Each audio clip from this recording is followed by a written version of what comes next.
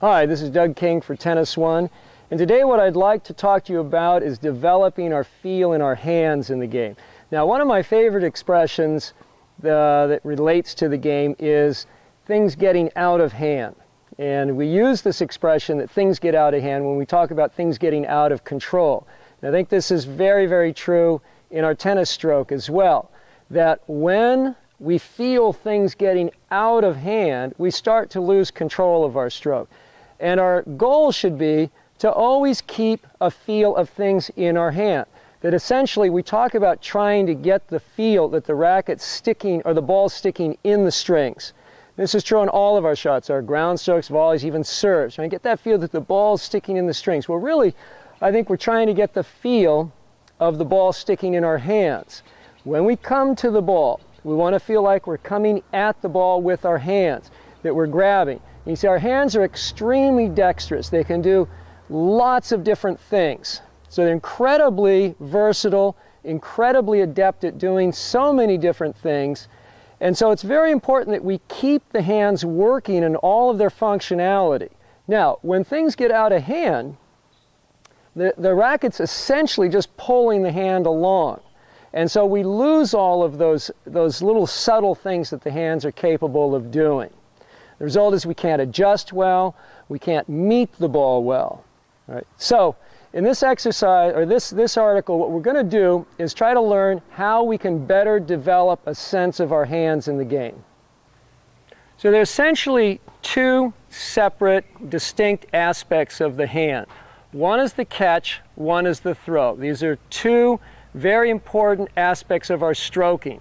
What I'm trying to do is to secure onto the ball, to kind of meet it, to grab it in a sense, and then to drive it, to throw it. That is to steer it out. All right, so this is really kind of the essence of torque and leverage that we talk about in the modern game.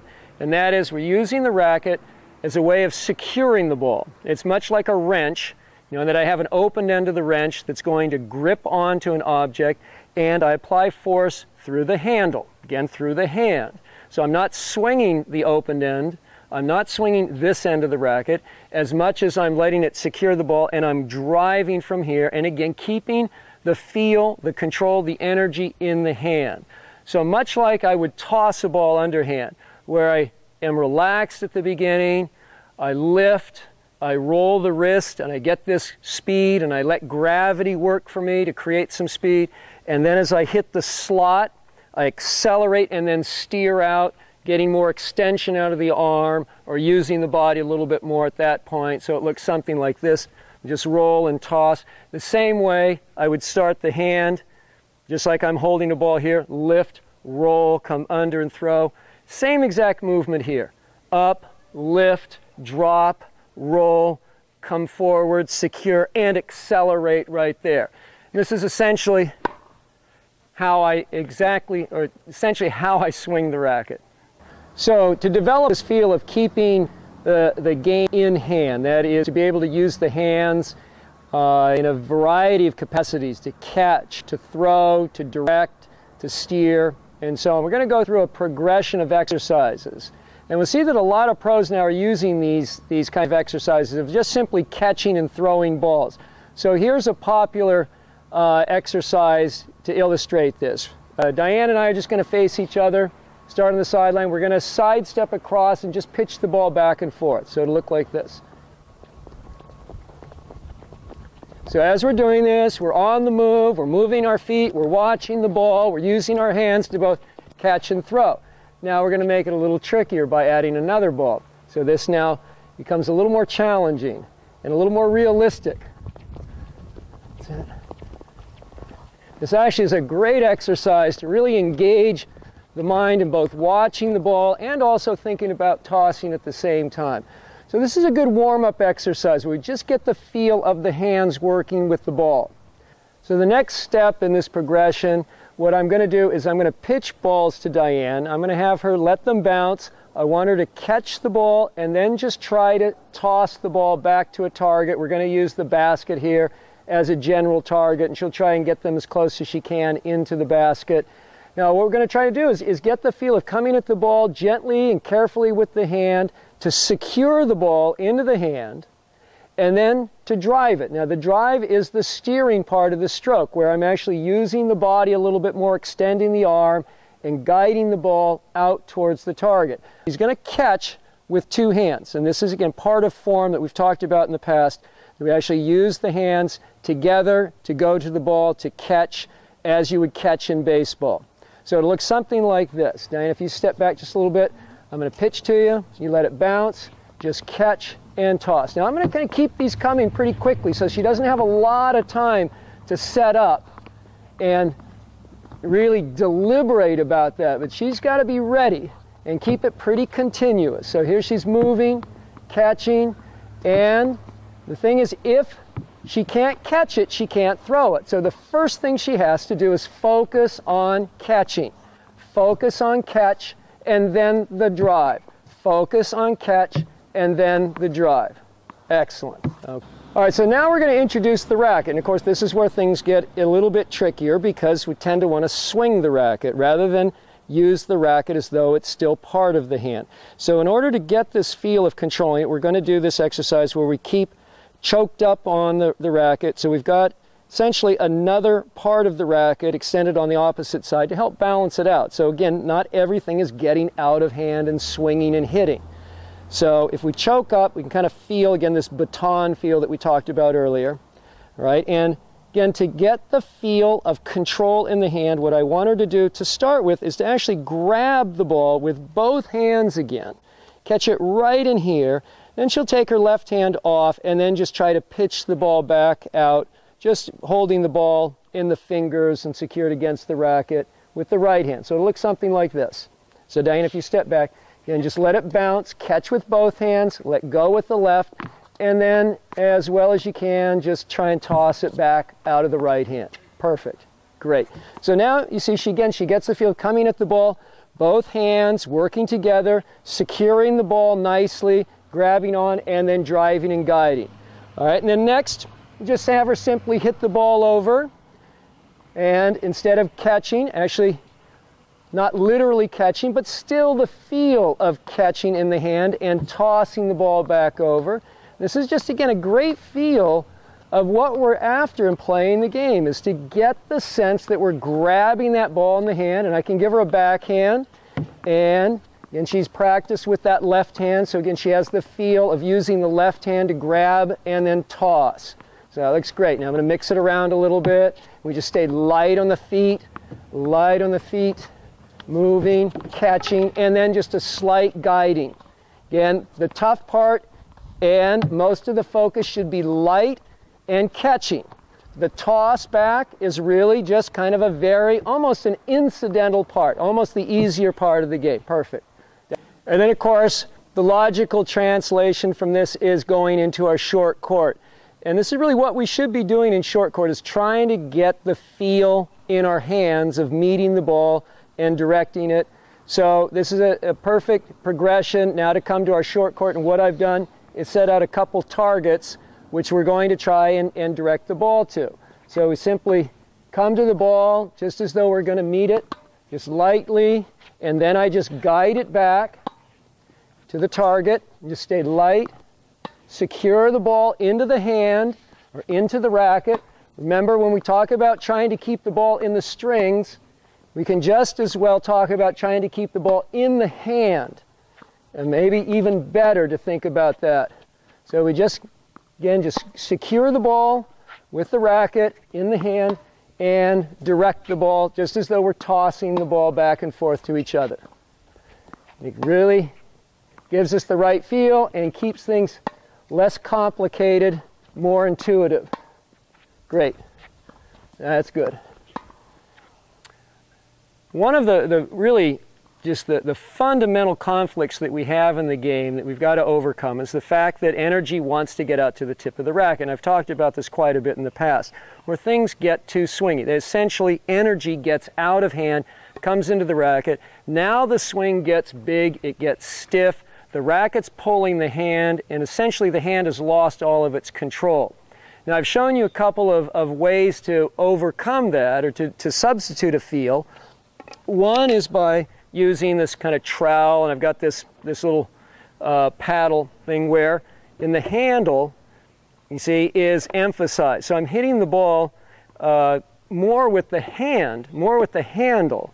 And what I've done now is I've got kind of an equal distribution of surface on either side of the hand, so it's even. It doesn't, you know, I can still twist it and I can flip it and do different things with it, but I do it evenly. In the same way, and if I take two rackets, sandwich them together. So again, I can flip the racket, I can do different things, but see again, I've got equal distribution. That keeps the fulcrum and the energy in the hand. So remember, it's the handle of the racket. It's the handle of the racket that's in hand, that's part of the hand, that's part of the body, that's part of you, that has all this control. So we should try to forget about the racket head a little bit more. Even though we're manipulating, even though it may be going fast, the idea is to control everything through the handle. And in fact, what we're trying to do is to get the racket head to lag and disappear, so that all of the energy comes back into the body and into the hand where I have control of things. So one of the very important things to understand is that just because I feel force in the racket head doesn't mean that it's more, what you could say, forceful. That is, it doesn't mean that it's faster. In fact, it's the smaller motions that create the more speed.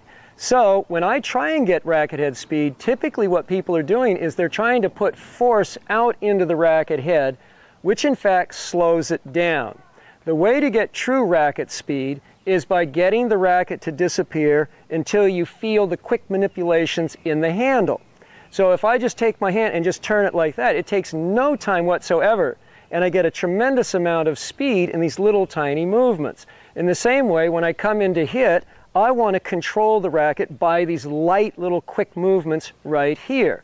That will create the speed, and at the same time I have the ability to then push and manage all of these subtle nuances of contact, because the reality is, going through contact, there's a lot of supple, nuanced pushes, pulls, turns, twists that create speed and control.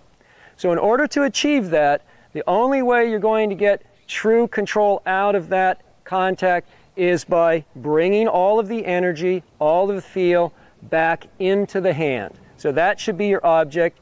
Get the feel out of the racket, bring things back into hand.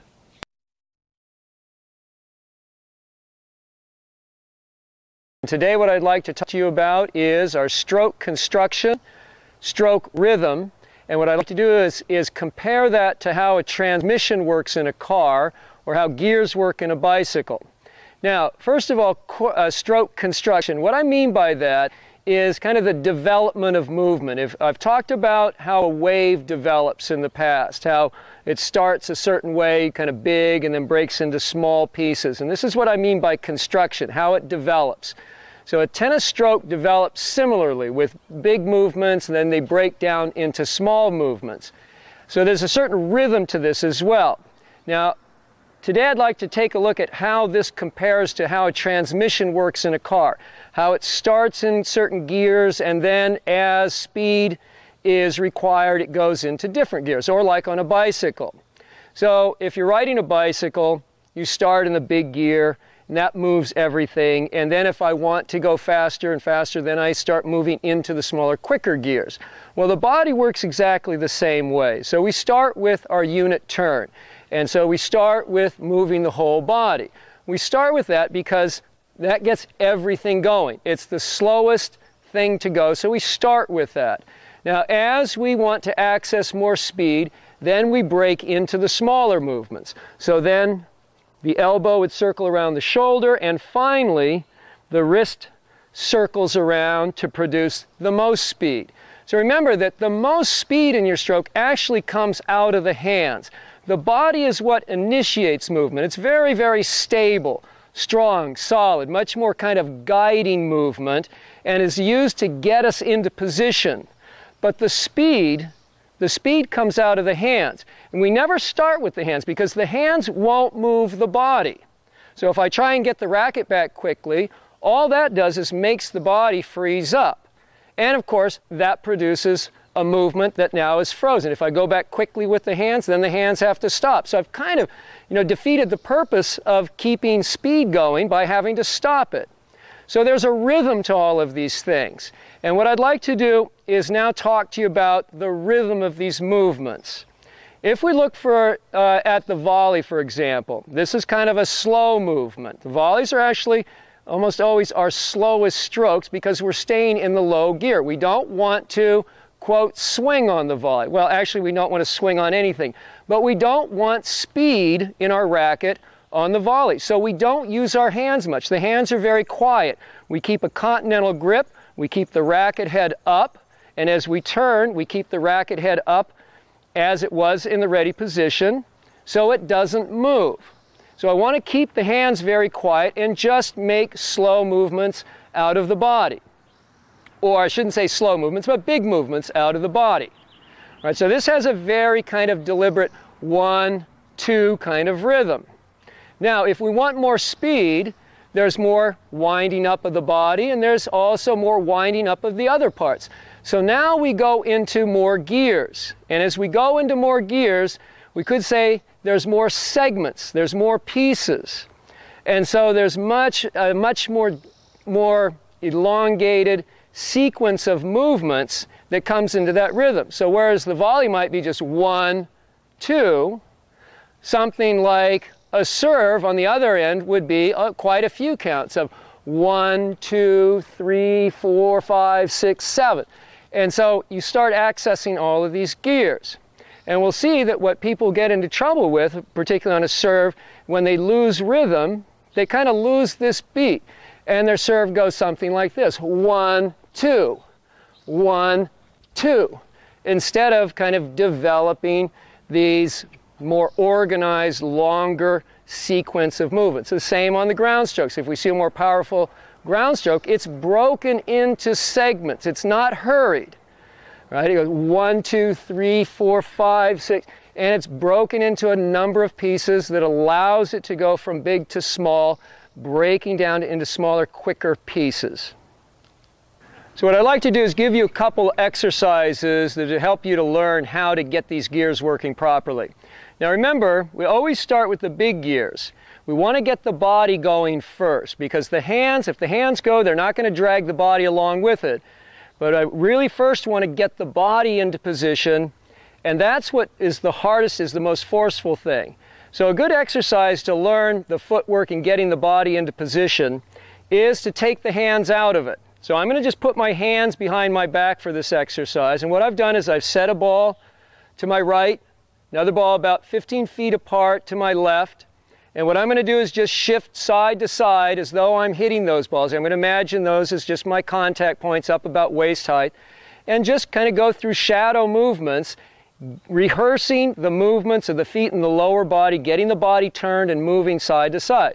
So it would look something like this, where I just start, move over, stroke, and concentrating on just being light, getting the body going, the good smooth turn, light with the feet into position. Now as I get to the ball, you'll notice that the body doesn't do a whole lot. Remember, the body isn't producing speed. What it's doing is getting me into position so my body's correctly leveraged to the ball and the contact. All right? The speed, remember, is coming out of the hands. So as I actually go into the hit, if I want speed, what I'm going to do now is concentrate more on the hands. All right, so I've got one other exercise I want to show you that also will relate to this initial body movement. Okay, so on the second exercise, what I'm going to do is stand next to the net post. And the idea is that I'm going to rotate around the net post, just as though I'm holding a racket and rotating the body around to make that initial wind up and movement. So this is just a little conditioning, a little footwork exercise, really to give you the feel of winding the body and how that feels also in the feet. So as I put the hands here, what I'm going to do is rotate to the right, come around until I just touch the net with my right foot, and then reverse that, come around, touch the net with my left foot. And I just go, what I like to do is have kids go for about 30 seconds and see how many times they can move side to side around the post and touch. So again, just kind of a little light quickness thing that's a little bit of fun and very good conditioner. Now, in these next exercises, what I want to do is focus on the small rotations of the small parts. These are the small gears now that are responsible for the speed. This is where most people have trouble because they tend to want to keep the racket lined up, which ends up kind of pushing, and they never really access speed. And this takes a little confidence, is to kind of roll the racket and roll the wrist as that ball gets in pretty close. Takes a little bit of nerve, so on. But remember, this is where speed comes into play. All right, so here's the exercise. What I'm going to do is take a cup. I'm going to take the closed end of the cup and put that forward. And with my right hand, I'm going to put it on top.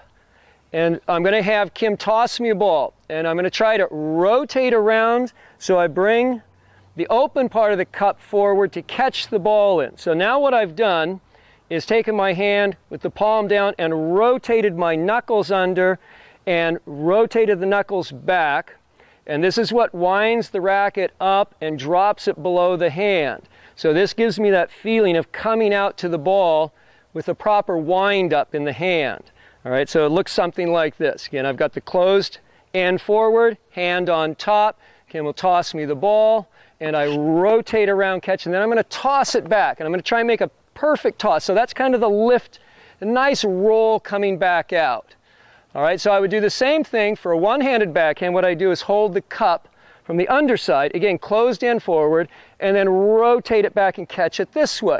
Again, toss it out. If you have a two-handed backhand, it would just be like a left-handed forehand, where again, I'm on top of the cup, closed end forward, rotate it back, just like I would two-handed stroke, catch and toss or lift.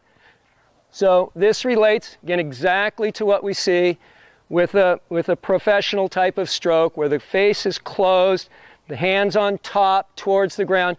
I rotate the butt of the racket around, knuckles under and back, and I come out and meet the ball with the hand, the knuckles under, wrist flexed back, and then lift.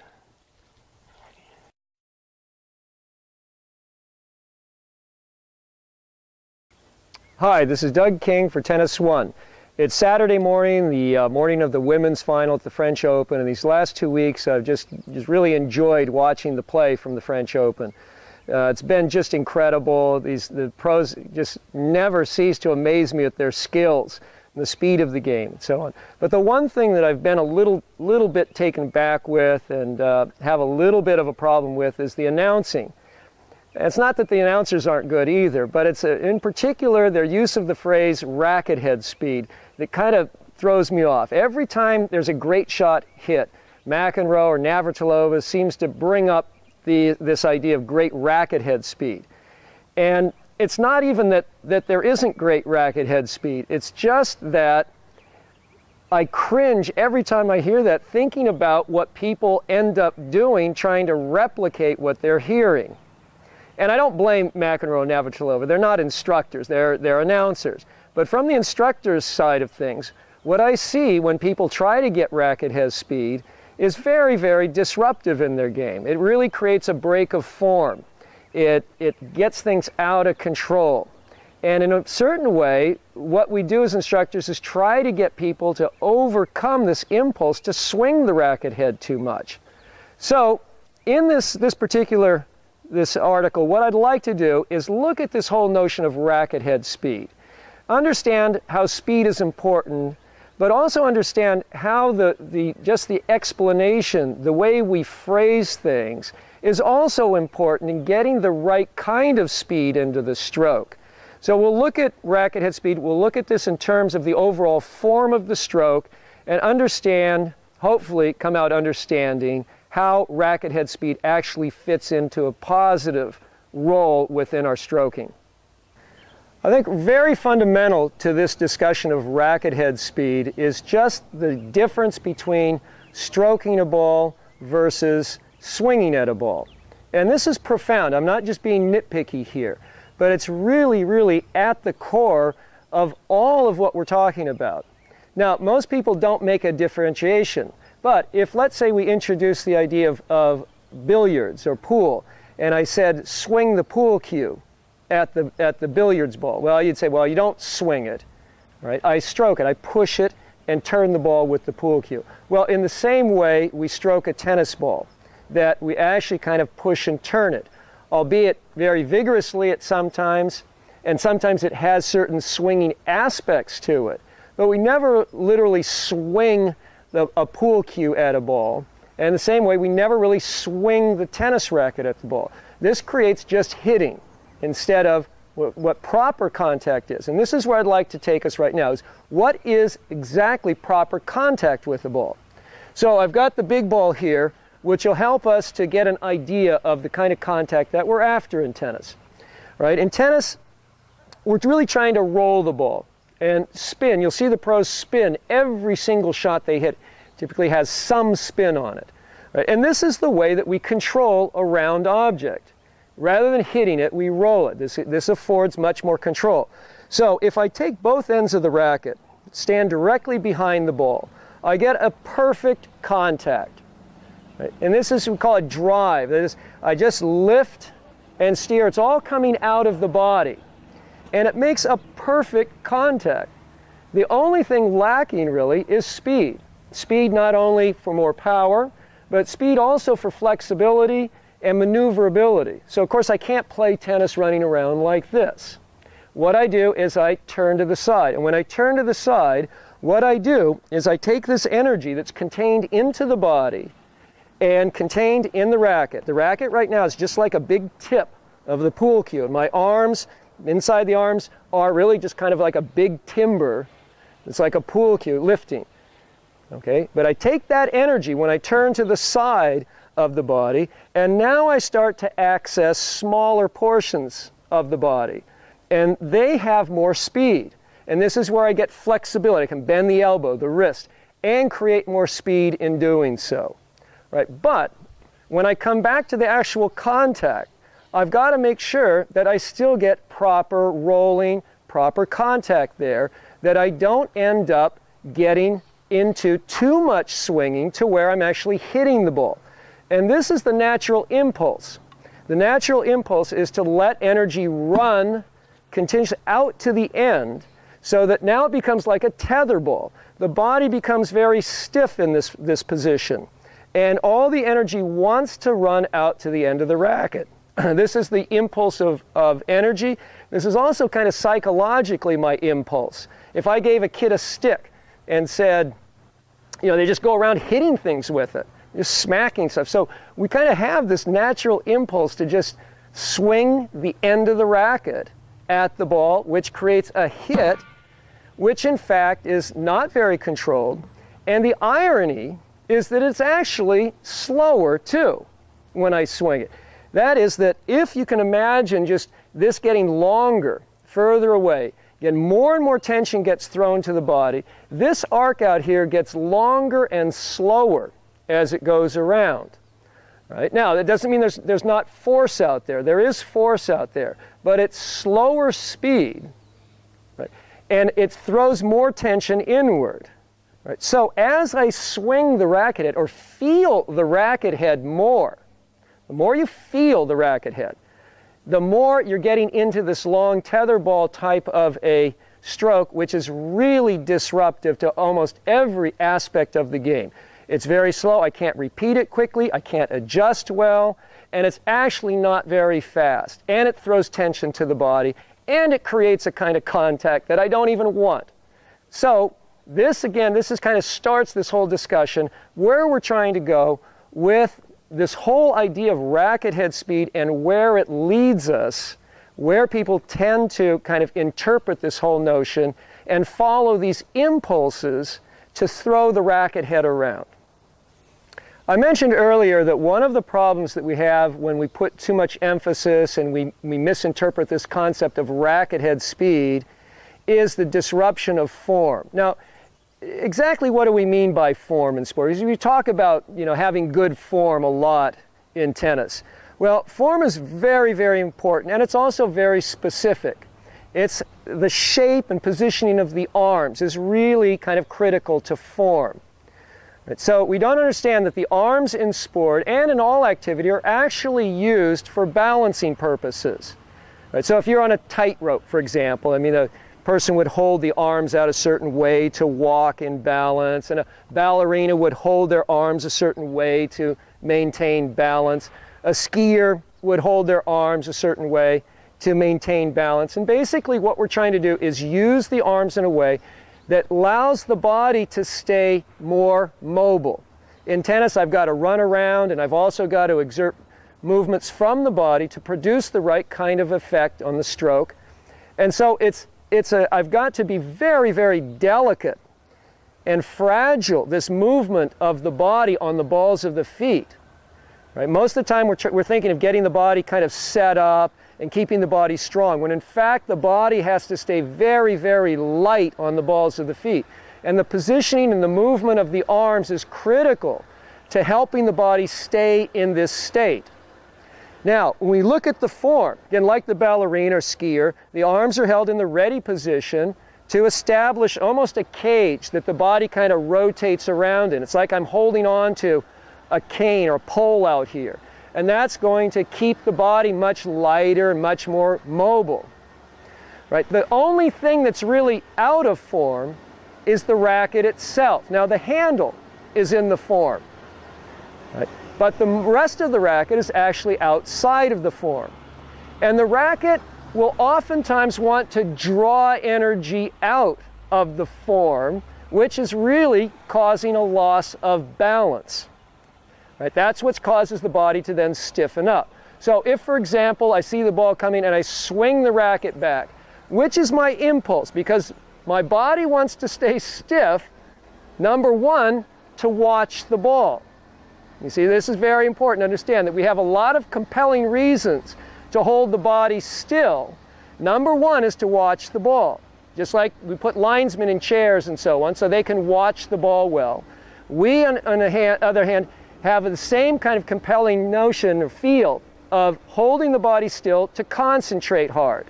Right? And so when we try to prepare the racket and swing the racket back, it's very easy to do this with the hand, and so the energy tends to run out to the racket very quickly, and again we've automatically broken form and everything kind of falls apart at that point. So what I instead have to learn to do is to not swing the racket back, to hold the racket in form and hardly even feel the racket. I can change the grip, but rotate the body, keep it light, let the body rotate. The racket will go back with the body properly without breaking form. So again, we have to understand the nature of balance, how form is created by the shape and movements of the arm. Again, the backhand, we can see the same thing, a symmetrical movement here, going back to this tightrope thing. The two hands, of course, the form is held the entire way through. The forehand, again, resembling the two-handed backhand and a better player. Right? So all of these, again, demonstrating the purpose of this very controlled and definite form between the arms that helps to create balance and allows me to move with control through my play. So I mentioned earlier that the racket, most of the racket, is actually the only thing that's out of form. If we look at the form established at the ready position, the shape of the arms here, there's some of the racket is in the hands, and it's in the form, and that's the handle. And that's why we call it the handle, it's in the hands. But most of the racket is actually outside of the form. Right? So we also have this phrase, things being out of hand. Right? When we say things are out of hand, they're out of control a little bit. And this is the same as being out of form. And in this delicate process of stroking, there are many, many compelling reasons that throw things out of form. For example, at the very beginning, when I'm trying to focus so hard on where that ball's going, my body wants to stay stiff, and my racket wants to go back. And so the tendency is to throw the racket back. So immediately I'm throwing energy out of the form and into the racket head. Energy has its own impulse to run. So we end up breaking form, oftentimes right at the very start. Now another time is as we start to gain more power, we have to access the smaller muscle groups. So there's more rolling, there's more winding going on into those smaller groups. So then there's a tendency to let that get a little bit too excessive, and the racket head starts to whip a little too much. We start to lose control of the contact. And there's many other instances where there's reasons, just because of my own compulsive nature and because of the way energy wants to run, that things get out of hand and out of control. So what I'd like to do is to take you through a series of exercises that will give us an idea of what it means to keep things in hand, and also to use the hands in a very positive way. We'll look at all the aspects of stroking, and then we'll also get a very different idea of the implications of racket head speed. Now, when we talk about things being in hand and being in control, what I want to do is take you into the idea of how a stroke resembles a toss of a ball. So if I toss a ball, the ball is in my hand. The energy doesn't go out of my hand. It goes into my hand, stays in my hand, and I have a motion to throw a ball, just underhanded, which is very, very kind of natural and comfortable, something we've all done, something that's very intuitive to us. It doesn't take a lot of explaining or instruction or so on. I just toss a ball. So it just curls around, drops down into the slot, finishes up. I can do it more powerfully with a bigger wind-up. Again, if you watch a softball pitcher, you'll see their elbow lifts, the hand stays forward, elbow cocks back, the body turns, the elbow drops into the slot, the hand curls, boom, out. I mean, it's exactly like a tennis stroke, all right? And so we end up just with really the same exact movement. So things are staying in hand through that whole process. Now, there is one very big difference, and that is the tennis ball isn't in the racket. It isn't in the hand either through the whole process. So I also have to grab onto the ball, right? So there's also a catching aspect. And again, this is really what the hands do. And another very important reason why I have to keep all of these things in hand. Instead, again, we emphasize this hitting of the ball. Instead of the grabbing and tossing of the ball, keeping in hand, we think of the racket going back and forth and hitting, and we just lose control of everything. We don't even get the kind of contact that we're after. So we'll look at how we can develop all these feels of catching, throwing, tossing, and keeping form and keeping things in hand and getting proper racket head speed. So as I mentioned, you know, I'm not only just hitting a ball, but I also have to catch the ball, right? So this is perhaps the most difficult part of the game, is the meeting of the ball. I have to be able to relinquish control and react and adjust to the ball. I have to give the ball the say right in here. So again, this is a real dynamic that people don't really develop, is how to just be soft, flexible, listen to the ball, and be a better catcher of the ball. Again, the body has to be very light. So again, it's very important as I just catch a ball, and then I can give it the throw back. As I move, again, if I catch a ball, just like in tennis, the arms hold a position that gives the body balance, allows the body to move lightly. So as a catcher, I'm always taught to catch with two hands. Again, holding this form together, allowing the body to stay light, keeping the hands in a position of leverage and control. All right, now, you notice when I catch the ball, I have to then retract it and then make the throw. And in tennis, we have to do this all in one motion. And this is a little complicated, so I want you to pay attention, and hopefully I'll explain it well. But when I catch a ball, what happens is my hand comes out to it and it opens up. The fingers get wide and the ball settles in. And then, of course, I just close my hand around it, and the fingers, being multi-jointed, can wrap around the ball. So we just have something like this. I bring it out, open it up, and close it, and things wrap around. Now, a dog, when it jumps at a ball and tries to catch it in its mouth, can't do that. And so oftentimes the ball bounces out. But the dog still thinks it's catching it. It still is able to get the ball in the right spot. And this is very hard when I'm swinging at the ball, because if I'm swinging at the ball, I don't adjust. Again, when I get that kind of stiffer action, I become inflexible. So I get mishits all the time. I always feel like the ball's too close. All right? But here's a way that we can kind of learn how to bridge that and integrate a catch and a stroke together. And that is through this process. I'm going to have Kim toss me a ball, and again, I'm going to hold the racket up here high, and I'm going to try and catch again with both hands.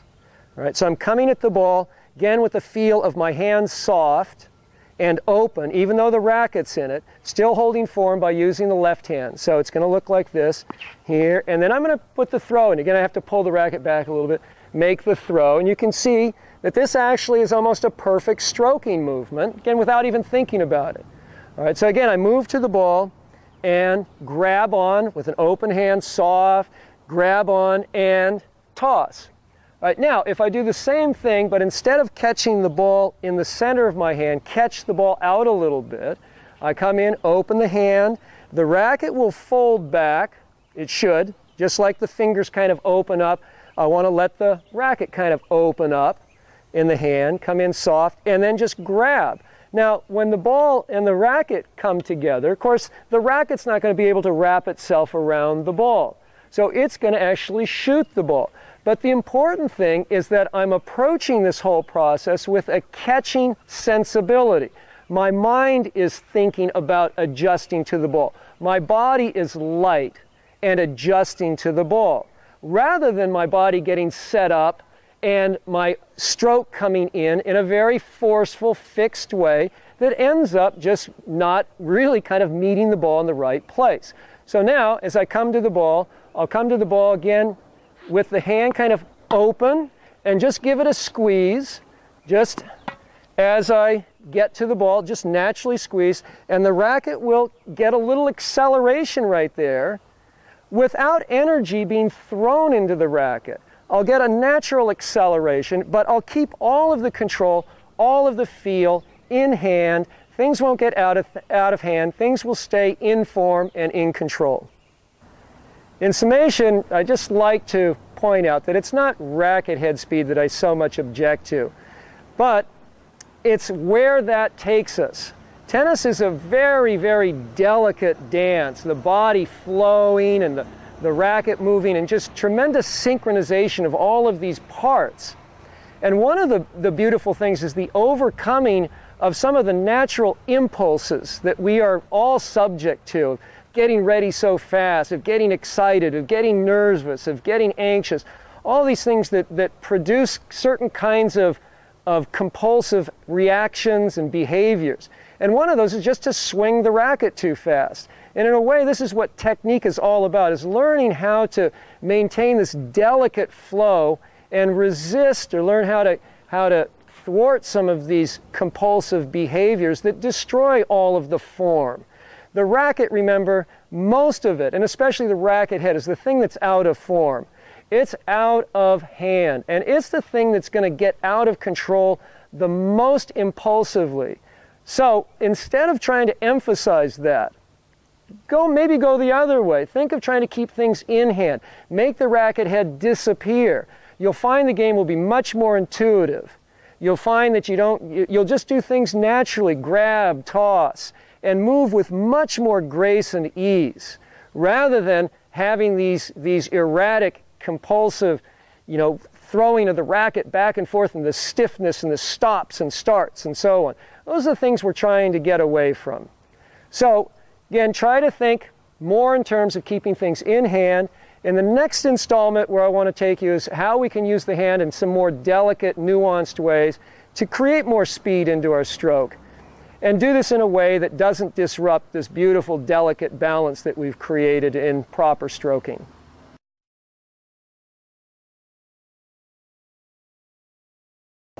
Hi, this is Doug King for Tennis One. One of the common explanations for players' errors that I hear, they say that they run through a shot.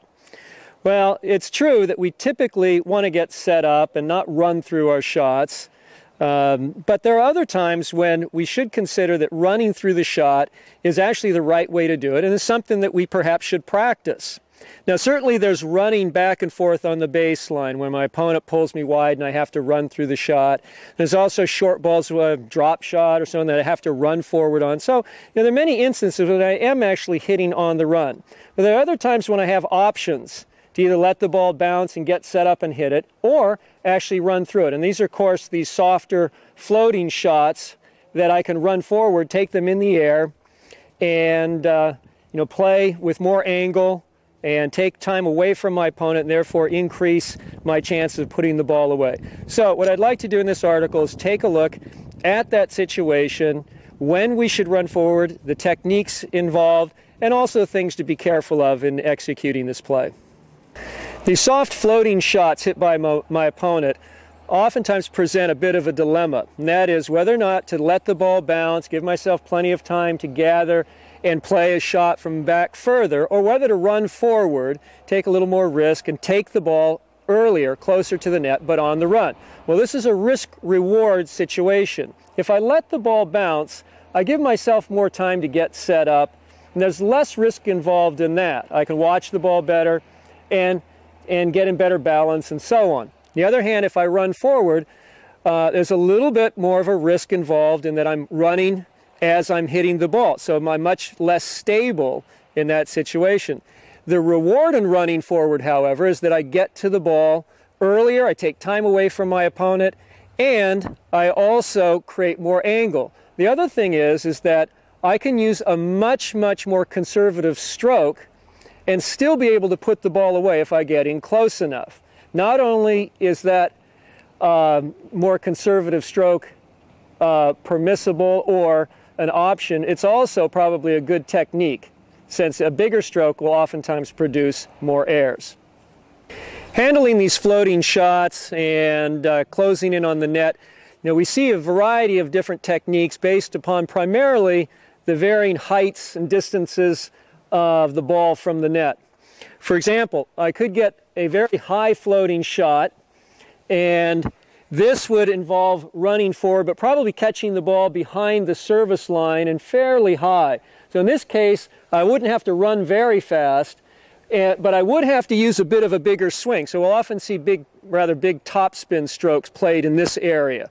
Now I could also run more forward, in which case I'm going to have to run faster, maybe have a ball that's not quite so high. So now I have to run forward and catch it on a much faster run and play it with a more conservative stroke. So I might use more of just a drive volley here. Or I may play a ball that's even a little bit lower, and I have to run very fast, and now I'm going to have to open the face and play it down a little bit lower and actually run and try and get very close to the net.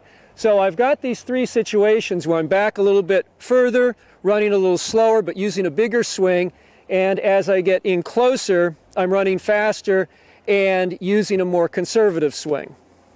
So developing an effective net game is more than just learning how to volley well. It's also developing an attacking attitude. Jimmy Connors, for example, was not the greatest technical volleyer in the game, but he was perhaps the greatest attacker.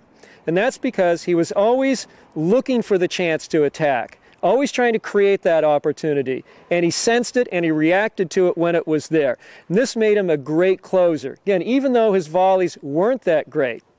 So remember, hesitancy, trepidation, these are the things that are really going to undermine a good attacking attitude. You've got to be aggressive. You've got to be committed. So don't be afraid to run through your shots and reach the next level in your attacking game. A player like McEnroe would employ this attacking technique by attacking the ball with his feet rather than attacking the ball with his swing. By that I mean he would use very aggressive footwork in getting to the ball rather than trying to swing at the ball with his racket. Now the technique involves using very quick steps and running very evenly through the ball so that I'm actually running beyond the contact and evenly out beyond it. I use this drill to get the feel. That is, I run up and evenly run through the ball and then run up and touch the net after contact, then touching the net gently and make sure that I'm not swinging too hard. That'll keep me from swinging hard. And I try to keep the run even right through the ball. So it looks something like this. So here, I run, meet the ball, and run up and touch, come back, split, run forward, meet the ball, touch. So I'm running right through the ball, trying to really not pay too much attention to the contact, but where I'm running afterwards. That'll keep me nice and even, allow me to keep focus and control through the hit. Anticipating an attacking opportunity is also very important in developing your attacking game. If I hit a good strong shot and I see that my opponent's pulled out of position and is forced into a weak situation, I recognize that as an attacking opportunity. Now that doesn't mean I immediately rush in, but instead I employ a little bit of a sneak attack, and that is I come in slowly and see their shot and then attack that ball with the aggressive attacking footwork so that I don't overcommit and leave myself vulnerable to a shot that I don't expect. So it looks something like this. I hit my offensive shot, I sneak in a little bit, I see that I have the shot, and I run forward.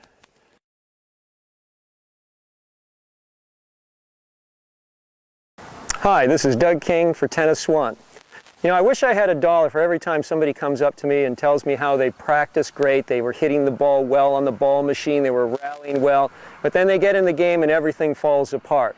And I think we can all identify with that to some degree. Well, what happens is that when you're hitting on a ball machine or rallying, you're engaged in a certain number of decision-making processes and essentially just kind of watching the ball. Right, but once you get into play, that changes. Now you've got all kinds of decisions to make on top of watching the ball. And so it's very much like learning to juggle. If I have a couple balls and I can juggle those 2 balls, if I add 2 more, not only can I not juggle the 2 balls, but everything just falls apart. Or I can't juggle the extra 2 balls, but I can't juggle the 2 balls that I had to begin with. So that's very much like what happens. We go into a game. We've been on the ball machine, we're hitting, everything feels fine, but I'm only dealing with a couple issues there. Now I get into the game and I've got a number of other issues that I've got to contend with. Number 1 is where am I going to hit this ball? I've got to think about, number 2, my opponent. I've got to think about where I'm going to go after I hit the ball. So this becomes those additional elements that kind of throws everything off. Well, you know, we call this the mental side of the game, and a lot of times we reduce the mental side of the game to simply watching the ball or maybe sticking to a game plan or even just trying harder. Well, in my experience, it's a little more complicated than that. That the mental side of the game has a structure to it. There are elements involved in it, and there's a rhythm to it as well, much like how we learn how to hit a ball and move our bodies. When somebody does this well, we say that that person has a good feel for the game. So of course, teaching the body to go through the proper sequence of events is really dependent upon learning that same skill with the mind. Now, any good stroke starts from a good ready position, and this ready position is being on the balls of the feet and being in a neutral, light position.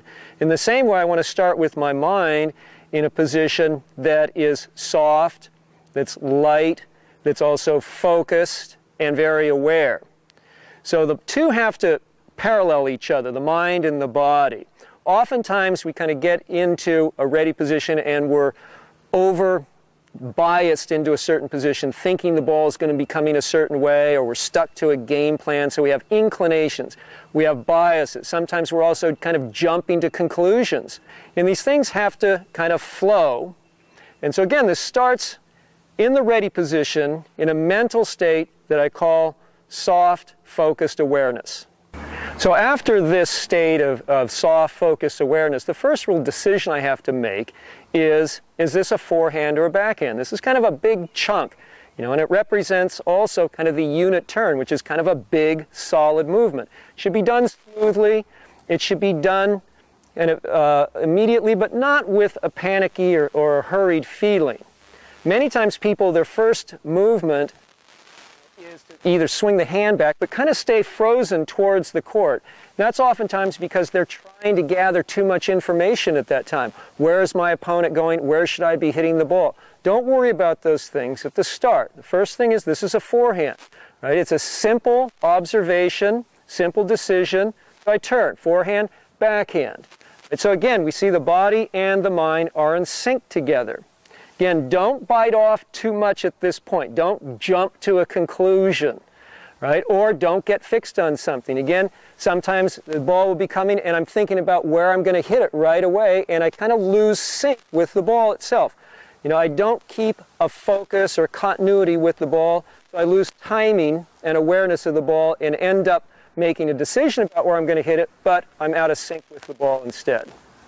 So once I've made my turn and I'm moving then with the ball, the trick is to stay in rhythm with the ball and gather information so I get to the point where I make that final decision about hitting the ball and the total commitment to contact with the ball.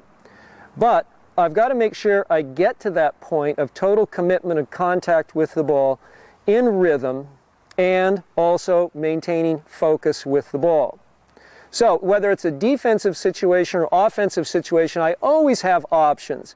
If I'm pulled wide and I'm pressed, I can slice the ball back gently, or I can lob the ball. I can do different things. If I have an easy shot, of course I have a lot of options, from hitting hard to corners, or even playing a drop shot. Right? So the trick is to be able to assess the situation, gather information, and make the right decision, end up at a total commitment to that moment of contact with the ball without worrying about the outcome of the shot, whether I'm making the right decision. And to get there also within rhythm and focus. So the final phase of the process is the recovery. After I've committed, made my shot, and had that moment of total focus on the ball, then I've got to get ready to start this whole process again. And at this time, I want to make sure that what I don't do is start worrying about whether or not I made a decision. I've got to then commit to what I've done and then come back into a neutral position. There is a time when I can reflect, decide whether or not I made the right decision, but that shouldn't be until after the point, or maybe even a little later after the match, to assess the thing in total. Oftentimes we hear the pros say, when they're asked after a great match what they experienced during that match, they'll oftentimes say that it was that they were seeing the ball well. Now, of course, they weren't seeing the ball in the sense that their eyesight was better that day or anything like that, but they were in rhythm with the ball better, making decisions better, and so on. This is something that in some players is very innate. We see like McEnroe or Miroslav Michir had a great feel, and Andy Murray also has this ability. But in other players, it takes a little bit more time, like Federer, I think, struggled in the early stages of his game. And Borg said that it took him, it wasn't until after his third French Open title that he actually learned how to concentrate in the game. So this is something that does take time. But what I want to urge you to do is to really see this mental process as something that, number one, has structure to it, but also has rhythm to it. And we think of these elements of the, number one, the soft, focused awareness. Number two is reacting to the forehand or backhand. Number three is processing information. Four is total commitment to the shot. And then recovery is the final step. We see this as having a flow to it. So if you can make this connection between the mind and the body and see them as working together, and by doing that, you will achieve really a good feel for the game.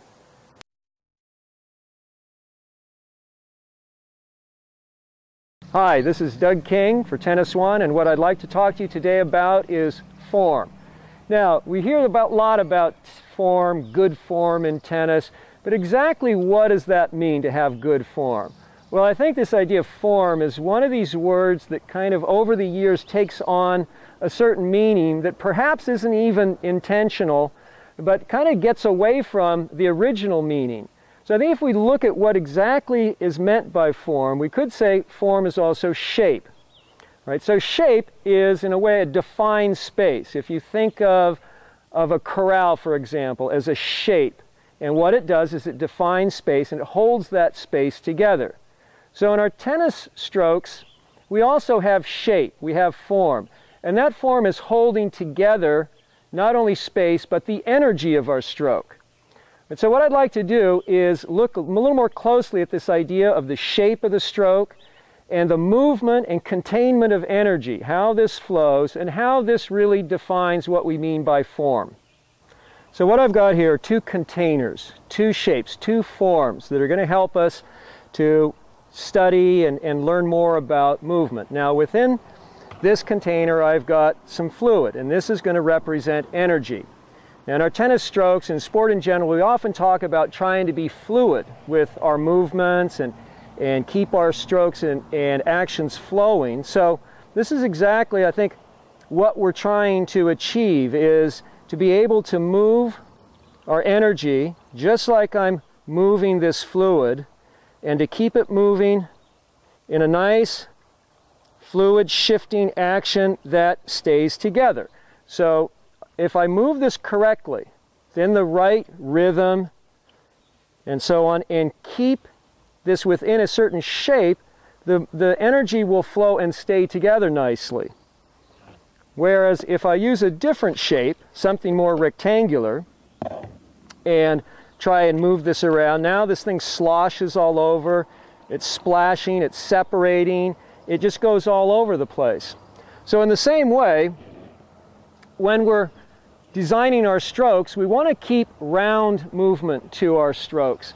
This helps our energy to shift fluidly. Not only that, I want to move in a rhythm, just like as I was shifting the bowl, start slow and build up speed in a rhythmic way, instead of kind of doing herky-jerky movements that send energy all over the place, create splashing, create separation, and essentially a loss of energy.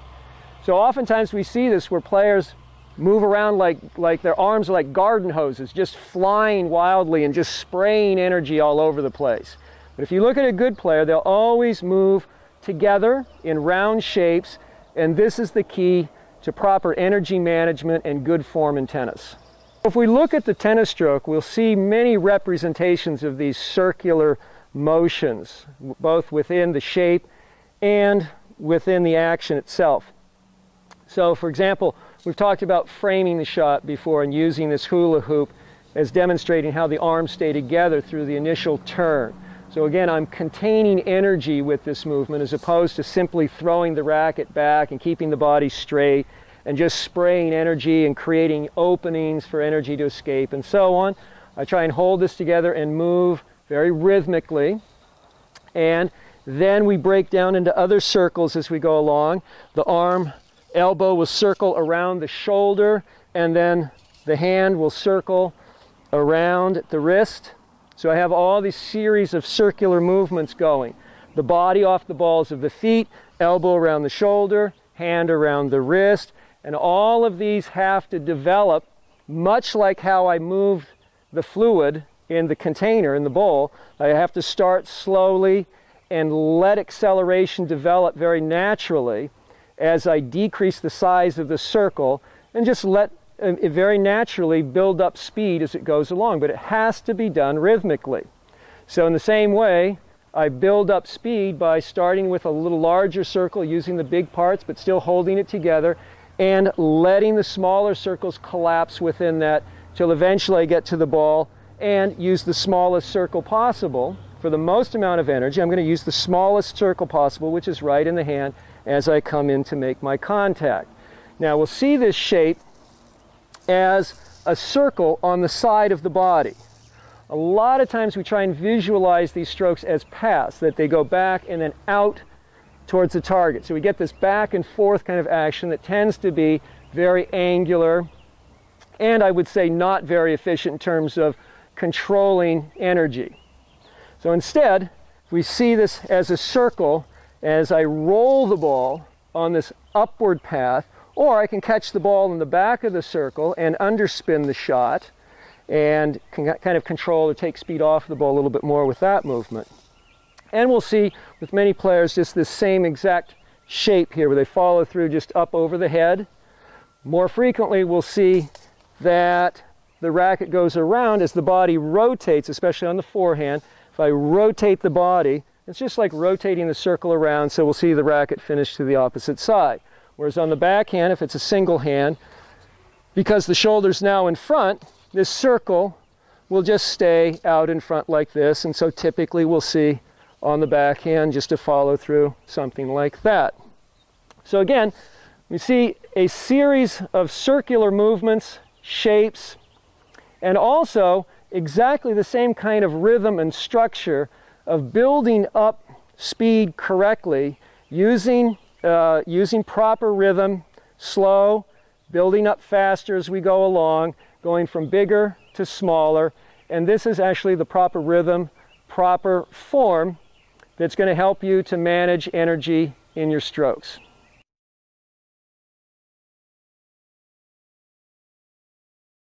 Hi, this is Jim McLennan of TennisOne.com with some thoughts about how we play the game, what our patterns are, and what is sort of our inadvertent habits that we don't understand. Years ago, they used to say one of the wisest men in tennis was Ion Tiriac, He'd played Romanian Davis Cup with Ilie Nastase, and then he was coaching Boris Becker and others. And I remember once reading an interview where they said, what's the main thing, what's the most important thing in tennis? And before I read what he said, I thought to myself, what would I answer? And he said, put the ball over the net. Very odd concept. Put the ball over the net. And I think that when most anyone starts to learn the game, they start to feel that most of their errors go into the net. And because of that, they start to develop patterns of hitting up. And they either hit up by tilting the racket face extremely or by swinging up. Now let me stay on this theme a little longer, because this is about how most people play tennis. Introduction to the game, hit the ball up. Another way to put it, most common errors into the net. I've also heard it said that what makes tennis most difficult is that when you look across the court, you're looking through the net, which is why they think so many people hit it into the net, because there's not a visual barrier. And so Vic Braden does experiments where he covers the net with blankets, so you can't see through it, and those players are more prone to swing up. So having introduced the idea of hitting up, consider on a ball machine or with a tennis coach feeding, everyone orients themselves so that the ball is coming down. I don't know why, this just happens. But down balls tend to be met with up swings. Down balls are met with up swings. And some players back up further and further to allow the ball to come down. So perhaps you could say tennis is a game of up. And if that's the case, then that's what the swings are about. But this doesn't jive with what McEnroe and these announcers keep saying about the US Open. They're always talking about why won't the players move forward? Why won't the players take the ball on the rise? And really that is an entirely different scenario from playing up. Stay with me, there's more to come. So if the net is 3 foot high, which is about here, and I was going to meet the ball from below the level of the net, then it stands to reason I got to aim it up. And as I'm at the baseline or further back and I'm aiming up, there's a lot of room for this thing to drop. So if you visualize a 3 foot net and you visualize impact below the net, I'm staying on this idea about tennis being a game of up. But what intrigues me is there's an alternative, and that is if you play the ball when it's higher than the net, it's no longer a game of up. Now it may be up if you're way the heck back, but when you watch on TV Federer and these players who move forward well, in the midcourt, when they take the ball on the rise and at the same moment higher than the net, now they don't seem to swing up at all. And there's this picture of Federer sometimes where he finishes and his hand's down here in his pocket. And this doesn't look like up at all. And you really look for that and you'll see it. The hand finishes in the pocket. And on those particular strokes, he's not hitting up at all, he's hitting through. Well, I'd like to present this even more in more depth, but it has to do with tactics, it has to do with physics, it has to do with changing your mindset, and it has to do then with ultimately learning to play a different version of tennis where you could be way back like Monfils is and hit up, but you could also move forward and try things differently. Yet more to come. So something that intrigues me at the US Open is the fact that McEnroe and even Jimmy Connors, although not as outspoken, they talk about whether or not the players know how to move forward. And I'm curious whether 20 years from now, if the announcers are the guys that play way behind the baseline, they'll tell a different story. But because McEnroe and Connors made their money by moving forward, playing offensive tennis from above the level of the net, that's what they wonder why Nadal doesn't move forward more. And I even heard McEnroe say that with Nadal's power, with Nadal's touch, why doesn't he move forward? Taking the ball on the rise means you're going to take it inside the baseline. Taking the ball on the rise means you're going to catch it when it's higher than the level of the net. Taking the ball on the rise does not mean hitting it on a short hop. That might occur by accident, but taking it on the rise means simply and solely hit it when it's higher than the net, hit it when you're inside the baseline. Now let me show you sort of an old-fashioned technique here. Blackie Jones used to say up, back, down, and through, and I'm hitting up. up, back, down, and through. If you want to take it on the rise, you'd go up, back, and no more down, through. I'll watch it again. Here's the circle swing. Up, back, and hit. Here's the low one. Up, back, down, and hit. But what intrigues me is there's a timing difference here when you take it on the rise. And I can hear Tom Stowe say, take the ball early, but don't rush. And I'll say it again. Take the ball early, but don't rush. Sometimes people trying to take it on the rise get ahead of it to catch it here. I'm leaning, I'm reaching, I'm rushing. As opposed to, could I prepare sooner and allow it to rise? Could I prepare sooner and allow it to get into the strike zone?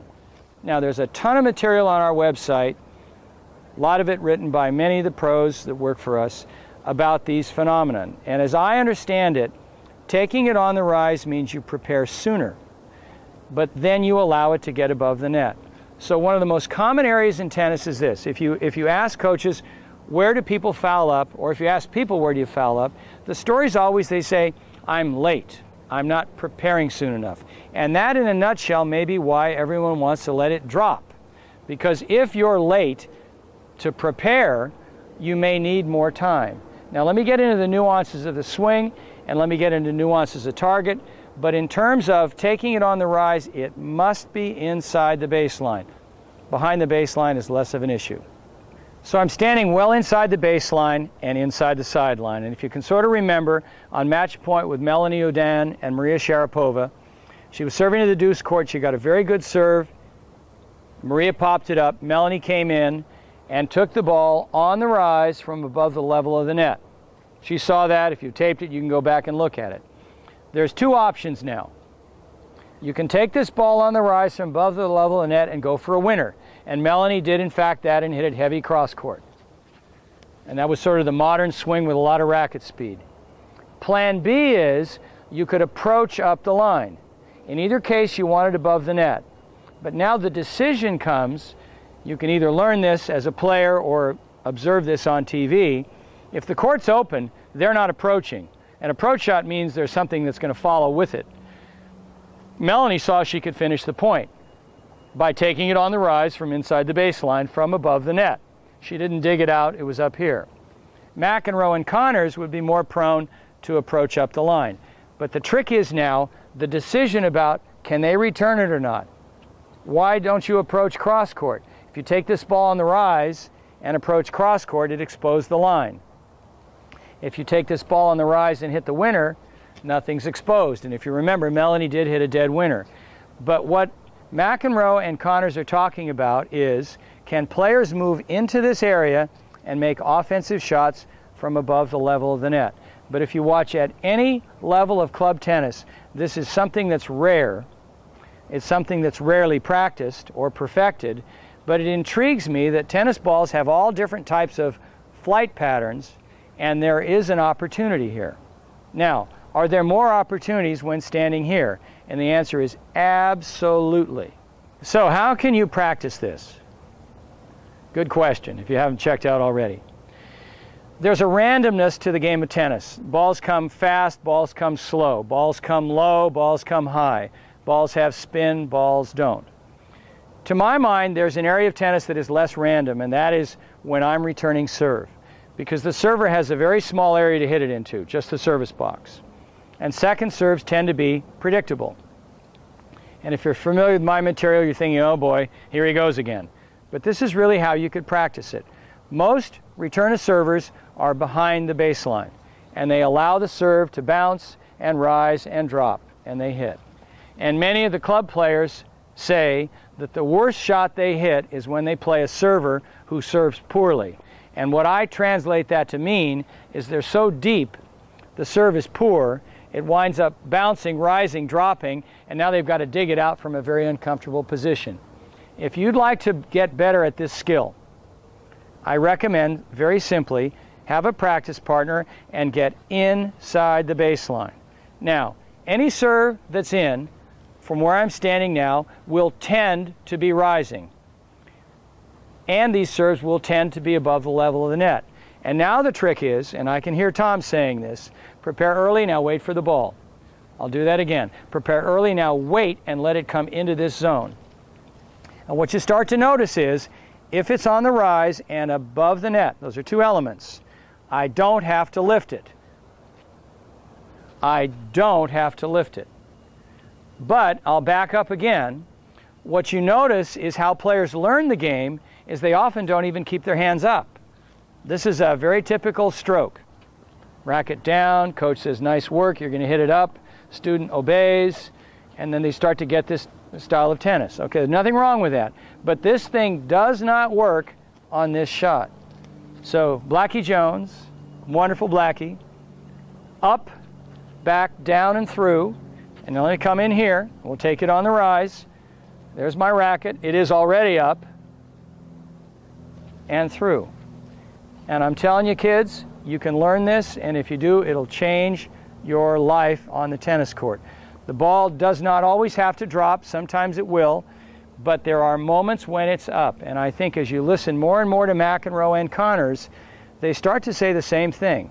And to me, they're not saying the same thing because they don't know much. They're saying the same thing because they know something that very few others know or knew. And when you count Grand Slam titles, it's just incredible. Edberg played this way. Laver played this way. Stan Smith played that way. Arthur Ashe played that way. You can take the ball when it's higher than that on the rise, but you've got to change your mindset. And even as we're doing this right now, on a very far court, there's a gentleman using the ball machine, and Kim and I were just watching, just to notice, and inadvertently, this guy hitting nice shots is way behind the baseline, truly, way behind the baseline, and so he's getting a groove on hitting up. So to try to tie this together, it is true that tennis is a game of up. It is true that the majority of errors are into the net. But it is also true that there is a way to take a ball at a higher moment when the net is less of a barrier. And as I know it, this point of contact is higher than the level of the net. And so as you study this, hear about it, practice it, taking the ball on the rise doesn't mean hitting it on the short hop. That can happen, but that's another story entirely. Taking the ball on the rise means taking it at its highest moment. It rises into that spot, bang. Watch this. Federer does it, and I think as he gets older, my view is he's trying to shorten the rallies. Makes sense. He's doing it with this wonderful serve of his. But when that ball can be hit well from above the net, he does it. And when those defensive players behind the baseline, it's a whole nother story.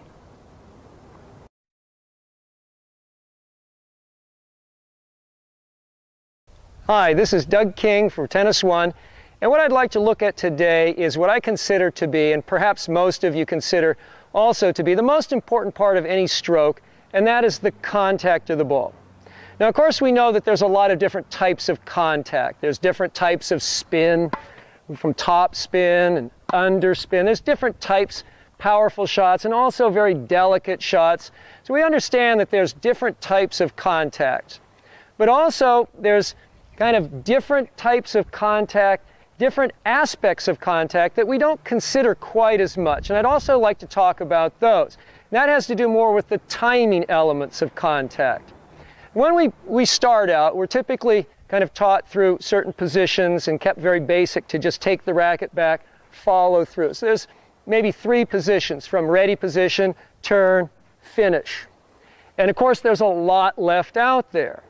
And going through the contact, we have very little concept of that. It's just a path and just another point in a long series of points. But as we get better, we start to realize that there's actually kind of one critical moment in the game that happens very, very close to contact. And instead, there's a series of movements and positions that bring us very close to the ball, and there's a release of energy and a movement that's very critical right at that moment, just almost when the ball gets there, that everything kind of happens. Everything is released, everything is grabbed, everything is kind of worked. Now, that's not to say that the preparation isn't critical and that the follow-through isn't influential as well. But there are a lot of things happening very, very close to the contact that can be manipulated. I would say that there's aspects of catch And there's aspects of throw or powering aspects into every kind of contact. And we can work with these different elements of kind of, is one have a little more catch and absorption? Does another kind of contact have more throw? What goes into that? So what I'd like to do is take you through a very simple exercise that will help to get us more in touch with these elements of catch and throw, or these various aspects of contact that we can get better control over and ultimately really gain control over that ball. So we'll see that a lot of the game is designed or oriented to hitting, when in fact we'll find that the real difficult part of the game is what we could call meeting the ball. Now, meeting the ball is more than just being able to touch the ball, but it's meeting that ball in exactly a certain spot where I have control over it, and that is what we call leverage.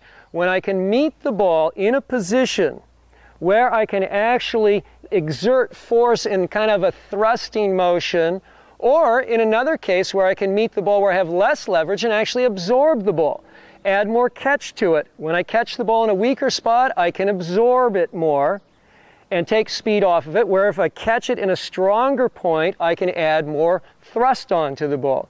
So again, we see that every contact has elements of catch, thrust. They vary depending upon the position. They vary depending upon the way I wind up to the ball. But they all have these aspects of catch and throw. And we'll look at these just in a catch and throw. Now, if I catch a ball off to the side with my hand up, from here I can absorb. It's weak. I can go back, catch, and I can throw it back, but I can hold it a little bit longer. Whereas if I catch a ball with my hand down and out in front of the body, it doesn't absorb as much, but I can throw from a stronger position. So again, we see elements of catch and throw in both of these actions, but one emphasizing a little more catch, another one emphasizing a little bit more throw. Now, what I'd like to do is introduce another element and exercise that's going to help us to really feel this manipulation of these various aspects and the ability to time these feels coming out of it. Now, I'm going to introduce the big ball, big exercise ball, and I like to use this a lot. And the reason is that it really exaggerates certain aspects of the stroke, particularly these aspects of contact. You know, the compression in, the push out, it really forces me to use the big muscle groups and so on. And of course it's an exaggeration, but that's the point of it, is to get you to feel these things a little bit more. Now, if we just start with the basic idea of a catch and toss, catch and throw, all right, and what goes on there, yeah, I'm absorbing, coming in, and I can feel that ball kind of press in and then push out. And I can feel the timing of the push out. It's almost all together at the same time. Now, of course, there is a progression of energy flowing from the big to the smaller parts, but it happens pretty darn quickly. All right? The weight shift is happening almost at the moment that the ball is released. So it's not an early weight shift, it's almost on the ball, almost on the ball. So again, we can start to feel this just with this big ball. So now we're ready to introduce the racket into this. And what I'm going to do is simply hold the racket at both ends to begin with the idea of just absorbing in and then pushing back out. So try and get the same kind of dynamic going here. Again, I come in, steady the ball, and push out from the body. Again, I'm not really swinging as much as I'm pushing out. Now, I can go to the side. I'm going to use both hands. I have the right hand above the left. I'm going to the side. I'm much weaker here, so there's automatically going to be more catch. See, the ball is going to push the racket back more, and I've got to kind of time that. I've got to feel when that goes back and when is the right time now to push out, and still push out from the body. So I'm not going to try to flick the racket, but I'm going to try to still push out from the body. So it'll look something like this: catch and push out, catch, push out.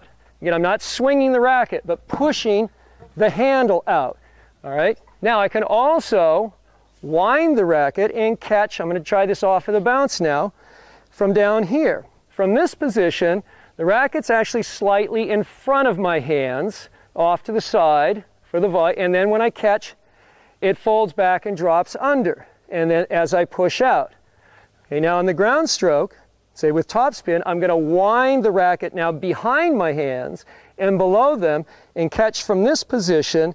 So now when I unwind or do the turning, the racket actually shoots forward. This volley turn going under is actually going backwards. So again, it's enhancing more the absorbent quality. Whereas when I'm already wound up, where the racket is below and behind the hands, now as I meet the ball from this position, the turn in the counterclockwise direction actually moves the racket more forward. So it automatically has less absorption, more propulsion. So it'll look something like this. Now I'm under and rotate the other direction, catch, and this one I'm trying to catch closer into the body.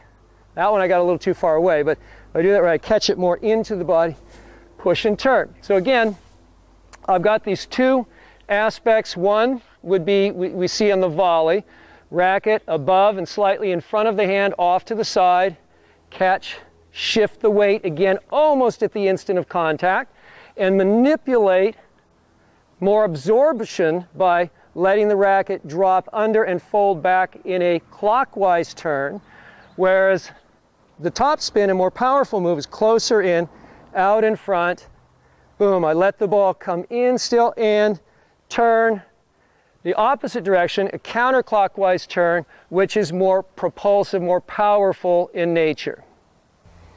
So try and remember that even though everything happens very quickly right through the contact of the ball, there's still a tremendous amount of nuance and a lot of things happening there. The weight shift, the rotation, the touch, and also the force. All of these things are happening in a very short time, but there is a definite sequence and there's a lot of different feel right through the contact that's important to understand and to develop. So use that big ball to help to really emphasize these different qualities that you're looking for in a good contact, and see if you can still feel those same things in your play.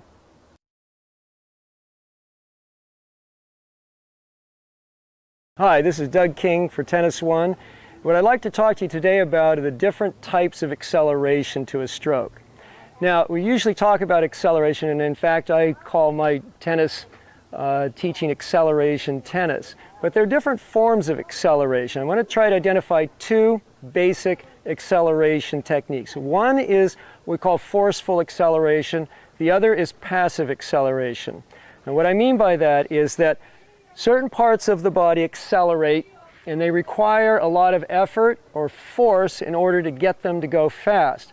Other parts of the body will accelerate almost by automatically, without even thinking or without any effort whatsoever. All I have to do is coil them back. Right, so of course, where the passive acceleration comes from is the small parts, the wrist. The forceful acceleration should come more out of the larger groups, the shoulders, the arms, the legs, the back. All right, so as I go through a stroke, all I have to do is basically coil the hand to the ball and then accelerate out of the larger parts, right? And I'll get an automatic acceleration out of the hand that will be very quick, very light, but at the same time it won't disrupt the larger, more forceful accelerations. Now, each of these accelerations have different jobs. The light, quick acceleration is where the speed comes from. That's the passive acceleration. It gives me tremendous speed because of the short, light radius that this is based upon. The bigger accelerations out of the body, they go a little slower, but they direct things a little bit more. They go on straighter lines, and their timing is a little bit more stable. They're basically guiding. Right? So the body is making more of a push feel, where the hand is adding a very subtle but very significant speed that you really don't even barely feel. So it's very important to understand these two types of acceleration. So let's look at how these two types of acceleration work together. We have, again, the body acceleration, which is more drive-oriented, more stable, more controlling, and then we have the passive hand acceleration, which is very quick, light, almost imperceptible. Now, most people make the mistake of trying to prepare early and then put speed out into the racket. right? And they're trying to get the racket to accelerate, but what ends up happening is that pulls everything out of position. In fact, I fire the wrist too early, and then the wrist kind of locks up too soon in the stroke. Right? Instead, what I want to feel is that I actually let the arm drop into the body, not swing out, but actually collapse in. That draws energy in towards the body where I want the force. I want the force. I've got to move the body. That's what requires the force. So I want energy to be brought in so I can liberate, loosen the body to move that. Well, all I have to do is coil the hand back, and that will accelerate automatically. So again, I'm not trying to get the racket to swing. What I'm trying to do is to coil my hand and bring movement into the body so my body can accelerate. The hand will accelerate passively automatically. So again, it's a collapsing in that brings energy into the body to allow that to become more forceful, make that movement strong, while this will accelerate automatically. So the last thing you should feel in the hand coming into the ball is that the racket actually coils away from the ball, drops back out of the hand, falls under, and the energy comes back to the body so the body can make a forceful acceleration through contact. When we try and make the light acceleration, the passive accelerations, we add too much force into those. What happens is they tend to break down the structure of the stroke. The bigger parts of the body create the structure, the kind of the things that stabilize the stroke and give it its shape. And this is really evident on the serve. We see a lot of times that people put too much force in the wrist snap. And so what happens is the snapping of the wrist pulls down the bigger parts. It'll pull the arm down, pulls everything out of position. So now I'm actually bringing all of the speed down in towards the ground instead of through the ball. So I've got to make sure that this wrist snap up here on top is, again, very light and just the result of an acceleration that's coming out of the extension, the drive of the upper arm and the back, the shoulder, and so on. So all I have to do is, again, coil the wrist up to the ball and then accelerate more out of the arm and simply let the wrist snap rather than try to force a wrist snap. Same thing on the ground strokes. I just let the wrist coil to the ball and then accelerate with the arm. The wrist will naturally respond to that. But if I make a forceful wrist action, what's going to happen is that's going to pull the arm out of position so they end up just mishitting the ball, not getting good contact, and not getting good directional control on my stroke.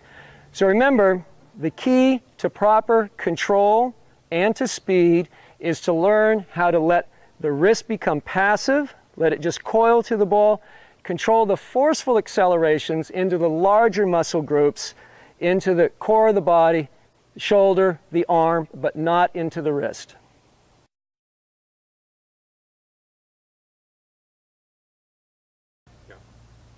Hi, this is Doug King for Tennis One. What I'd like to talk to you today about is racket control.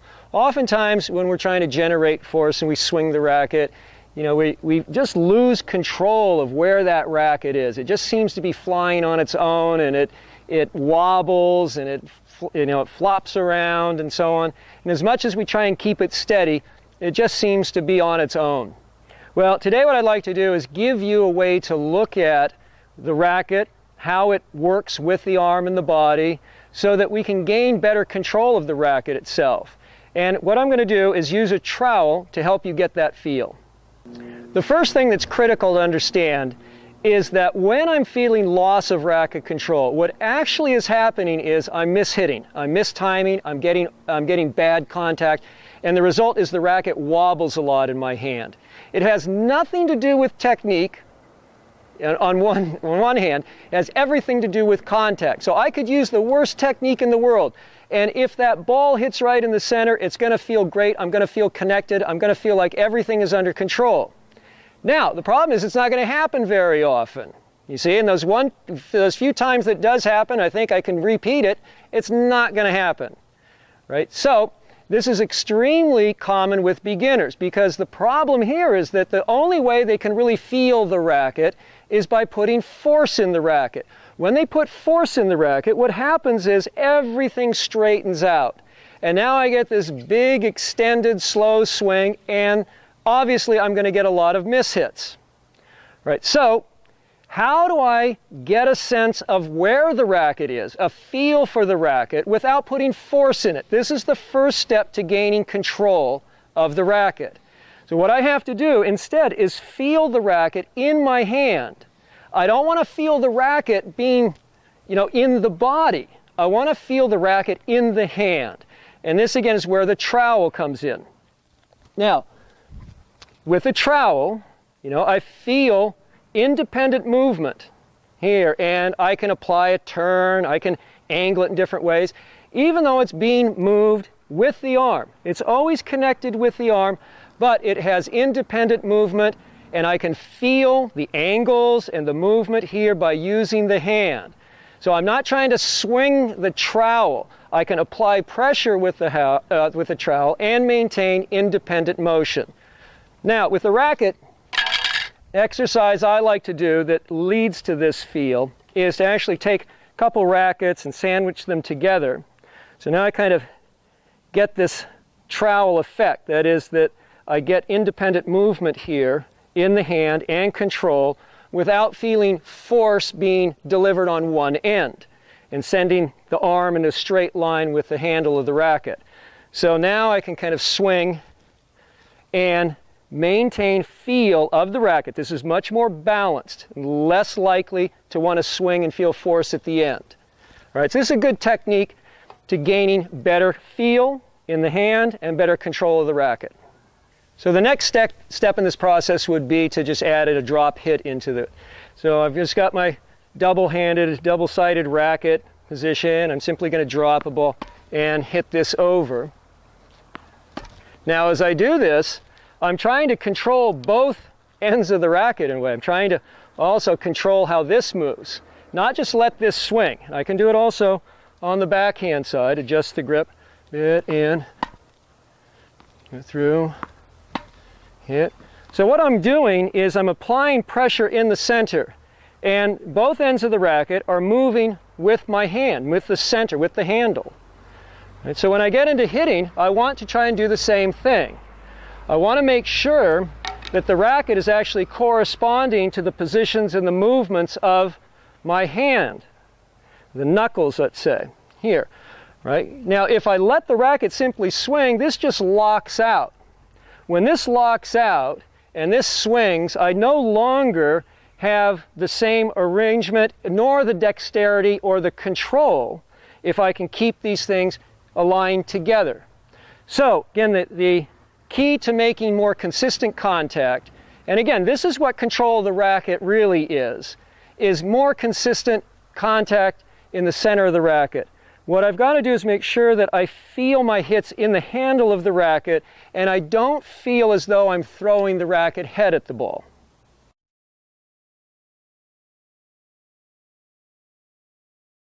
Hi, this is Doug King for Tennis One. Traditionally, we've taught tennis in a style that's focused on the starting position and the finish position, and we've kind of left the center part to take care of itself. Well, more and more we're looking at another way of approaching the game that emphasizes more the actual contact of the ball and then building from there. And what I'd like to do is really kind of look at that style, that approach to the game, and we're going to look specifically at two positions.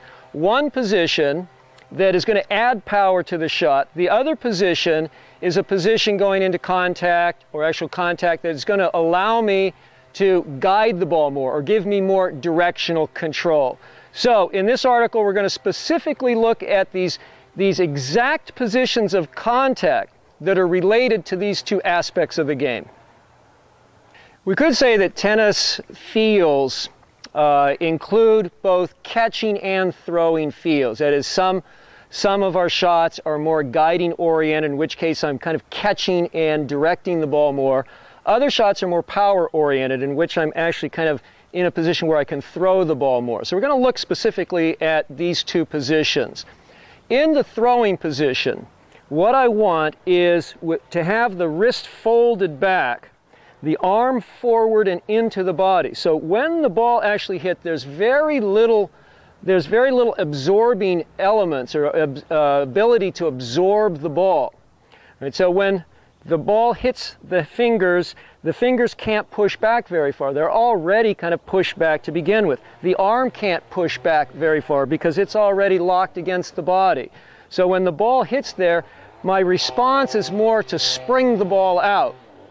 Now, we compare that to a catching position where the arm is out to the side. In this case, instead of the elbow and shoulder being forward and the fingertips back and the elbow into the body, we have the elbow out from the body, the hand now in front, and the fingertips actually kind of forward.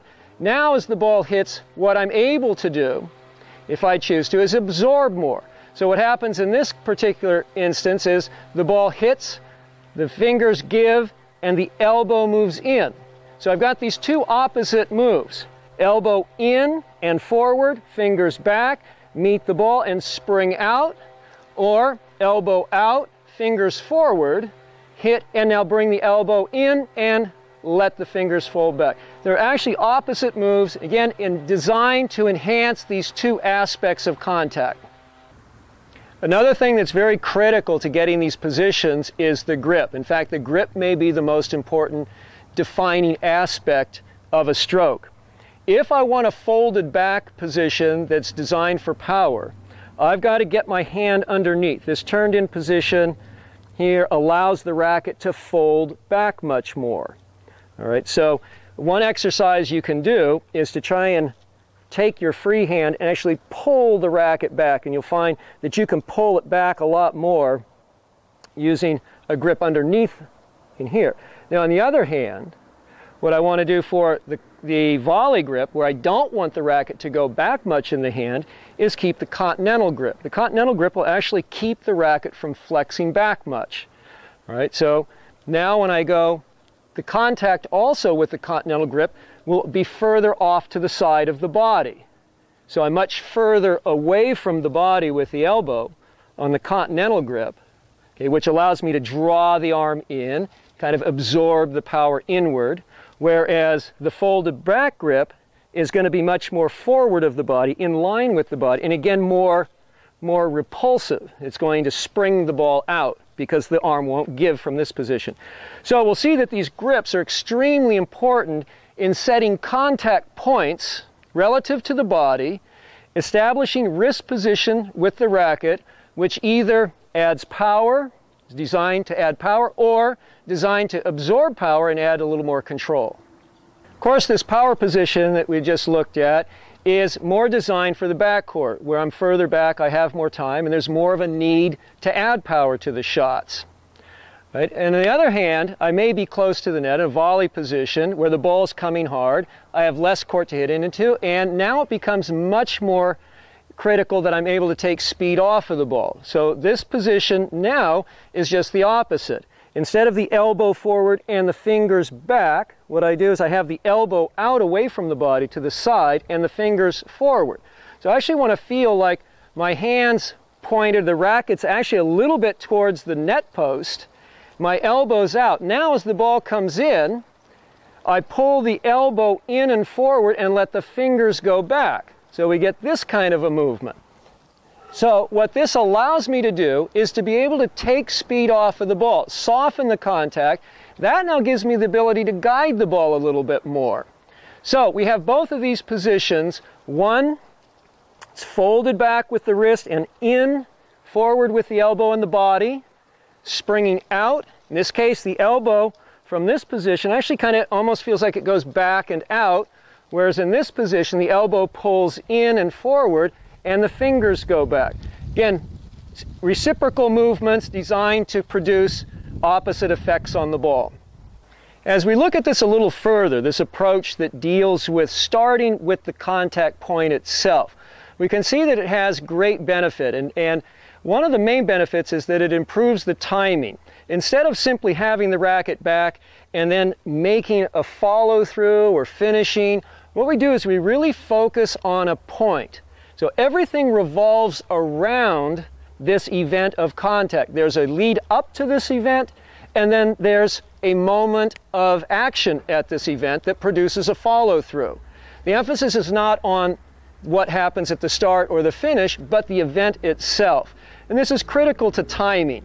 So what I do is I actually try to isolate and bring this down to the very final movement of contact, which is the very final movement is this tiny release. There are many releases. You know, the body winds and the body releases, the arm does the same, but the smallest one is right in the hand, right? This tiny little turn.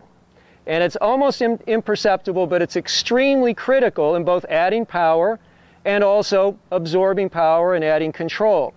All right, so if I can really focus on that, what it does is it gives me a great ability to really manage my timing, my positioning, and so on, and not worry about just swinging through and hoping that the timing works.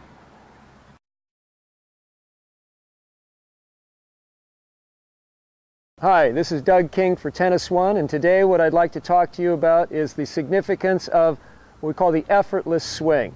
Now, we hear a lot about how important it is to make our swings fluid and smooth and to have timing, and that tennis is a game really of these things and not of strength necessarily. But, you know, we watch the pros, it does look like they're very forceful at times and so on, but so exactly what is the significance of being effortless? How does this actually fit into the game? Well, I'd like to explain this to you. First, tennis is primarily meeting the ball. This is by far the most difficult part of the game, is actually getting into position and getting the racket and the ball to come together and what we call to square up. This is essentially kind of like catching the ball. And catching is, at its basic component, is a very passive, very soft, very receptive kind of act. When I'm catching, the body is very, very light. It's extremely delicate.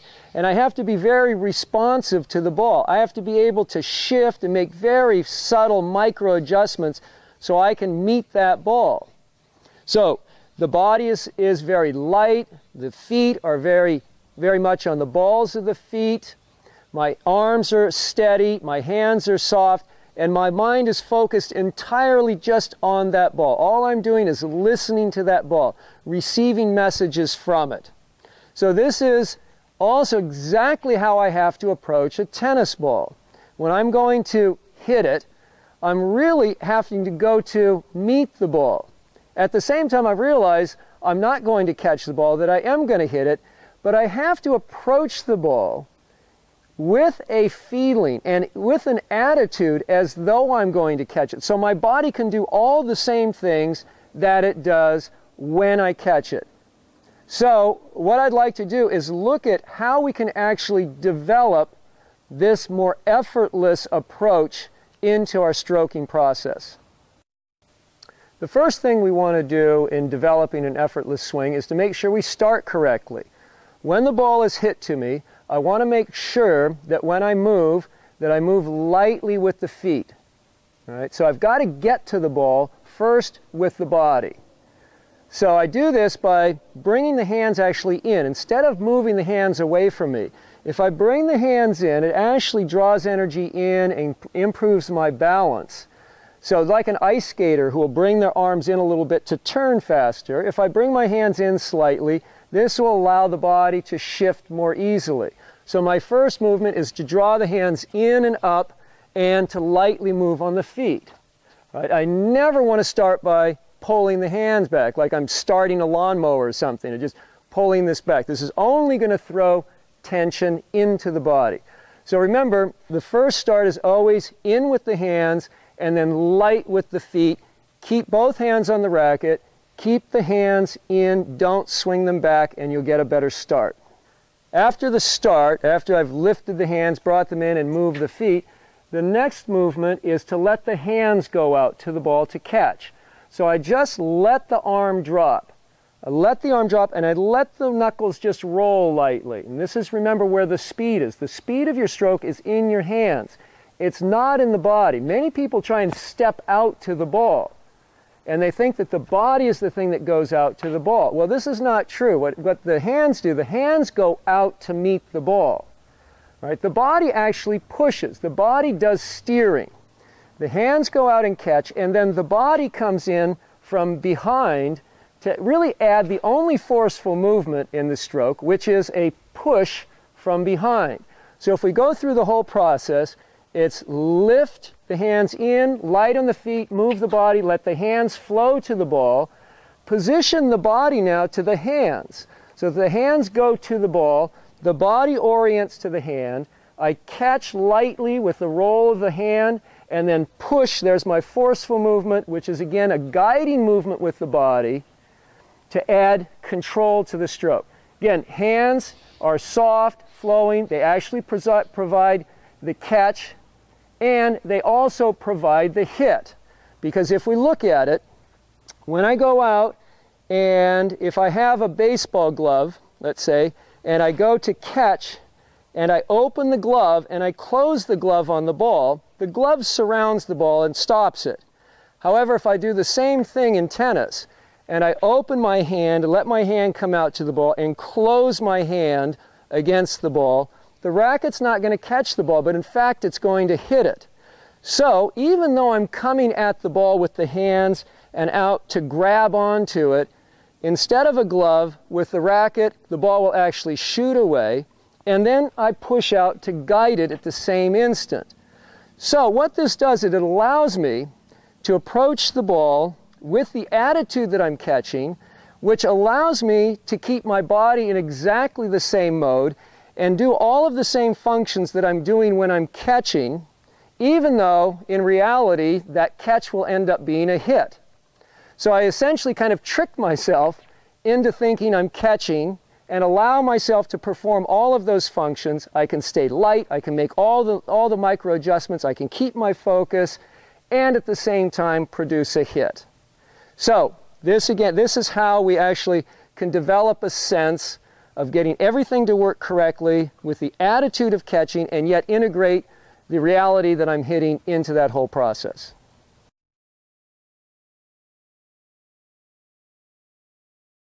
Hi, this is Doug King for Tennis One, and what I'd like to talk to you about today is the second part of building an effortless swing, and that is what I like to call weightlessness. The tennis stroke is comprised of two basic movements. One is the turn of the body, second is the turn of the hand.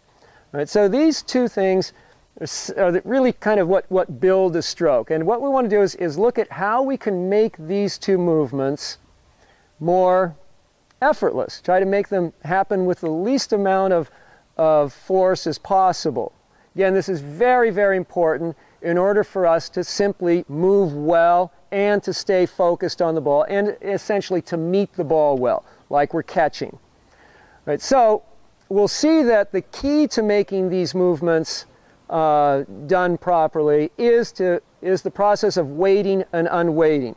It's through weighting and unweighting that turns occur, very much like a skier, how a skier can turn by weighting and unweighting. So what we're going to do is look at these two turns and look at the weighting and unweighting process in the effortless swing. The first move that we make is the turn of the body. So this is done usually with a spring up. It's a slight lift. So as I make my split step, I go down and I load and I get onto the balls of the feet, and then I push up, and as I push up, I'm lessening my resistance on the ground, making myself lighter, putting myself on the balls of the feet, and making just kind of a natural, a more easy turn. So I go down, up, and turn. So this is the first move. The second move is the turn of the hand. Now this comes on the down weight. While the body turns on the up weight, I unweight by pushing up. Now the turn of the hand occurs on the down weight. So I just let the arm fall. And in the fall, again, the racket becomes now weightless. It's as though I don't even feel the racket. The racket disappears in the hand, and now the hand turns relatively easy. If I grab the hand on the racket, or pull back with the hand on the racket, then things get stiff, and it'll tend to get stuck right there and not move. Right? So the hand, instead of turning and developing a flow out to the ball, it gets stuck. So I've got to let the arm fall and then the knuckles turn. So the process should be split step up, turn the body, and then fall, and then let the hand turn. It's almost as though I feel myself being inflated with helium, like I'm holding a big balloon.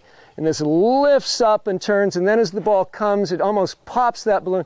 The arms fall, and I collapse inward, grab onto the ball, and now push back up again on the finish.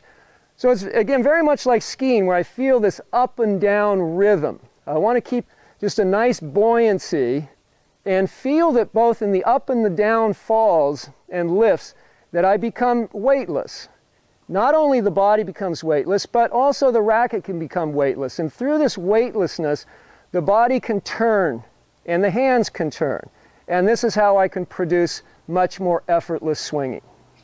As we put all these movements together, the lifts and the bounces, the turn of the body, the roll of the hands, you'll notice that we naturally go into kind of looping motions, these lifts and turns. And this is very important, that we do get these circular lifts and drops and slight loops going.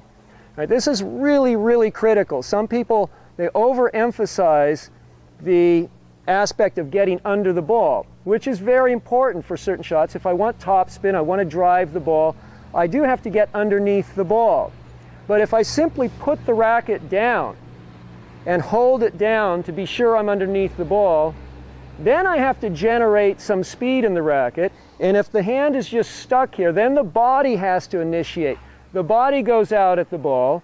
And remember, the body is not going to produce speed. The body has certain jobs to initiate movement, but then also to drive always from behind the hand. It's always the hands that have to flow out to the ball while the body pushes from behind.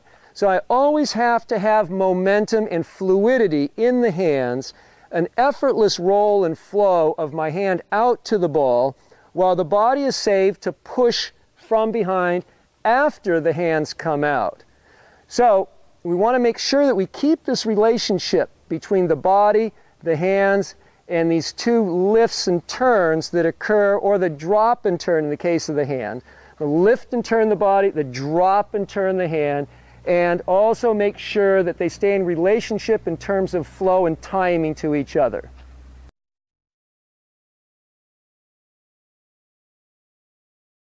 Hi, this is Doug King for Tennis One, and today what I'd like to do is finish up on my series of controlled power, and specifically the articulation of the wave model. Today what we're going to look at is the smaller parts in the wave, and that is specifically the arms and the hands. In this series, we've looked at the evolution of teaching models through history, starting with what I call the pendulum motion, or the old classic racket back, step in, follow through, where I go back, step in, swing out, and which is characterized by these long, straight paths. And of course, we realize that that kind of tennis really doesn't exist. It sounds nice, but it's too slow, it's too stiff, it really doesn't work in real life. Then we developed into the kinetic chain, which is much better, because now we looked at the body in quite a few segments that allowed a lot more flexibility and generation of speed and so on. So this is much better.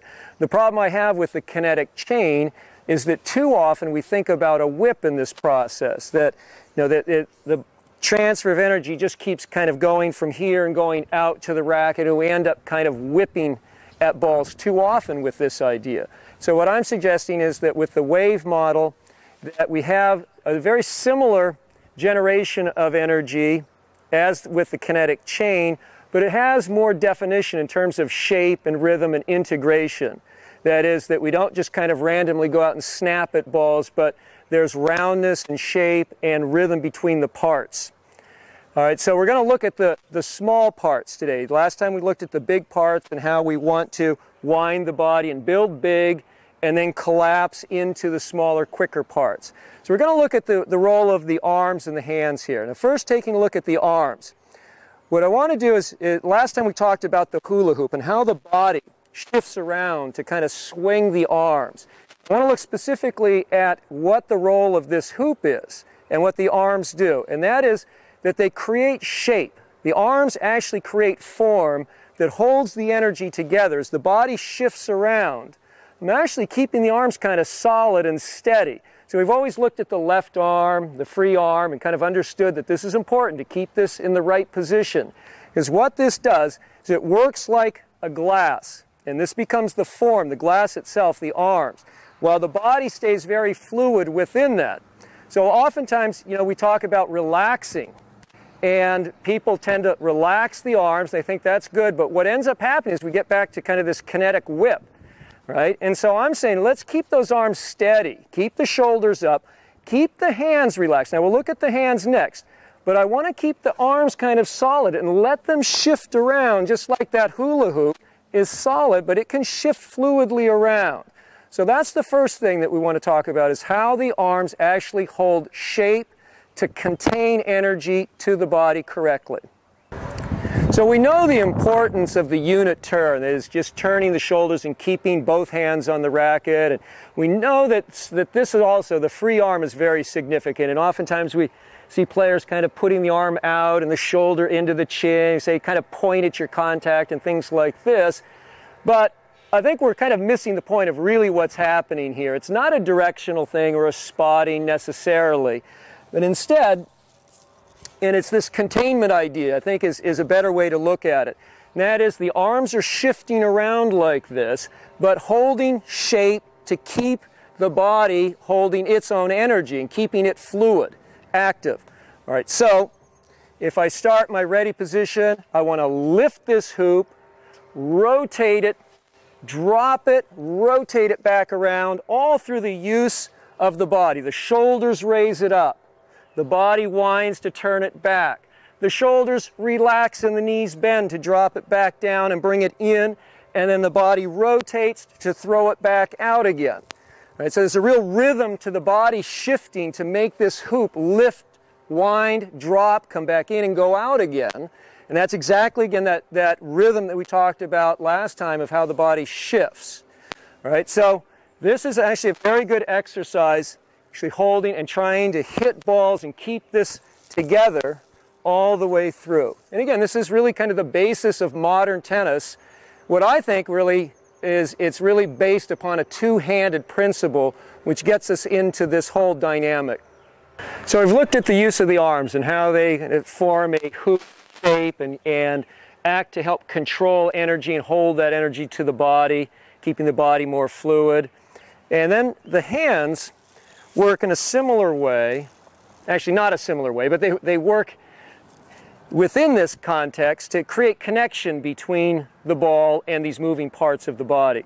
So if you think of the hoop here is going around, the racket can set at different angles on this hoop, either above it, below it, and I can set the contact or the grip so that the contact occurs further back, or I can lay the wrist back more and change the grip and make the contact more in front.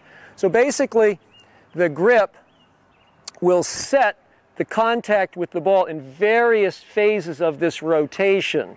More continental grip will be further back, a little more out to the side. The more I go underneath, more to a semi-western, the more out in front that I am with the hand, the contact. But again, what is very important to understand is that the racket, the hands are creating alignment and connection between the ball and these moving parts. Now what we'll do is we'll look at specifically how the hands make this alignment and connection with the ball. So we just looked at the use of the arms and how they create this hoop shape to hold energy properly to the body. The hands work within this whole structure to create connection between the ball and these moving parts. They create connection and also alignment. So this is the hands are what are doing to create this transfer of energy between these moving parts and impart that energy onto the ball, and at the same time create an alignment that directs the ball properly. So we'll look at the different forms of alignment, from a more continental grip and above the hoop with the racket.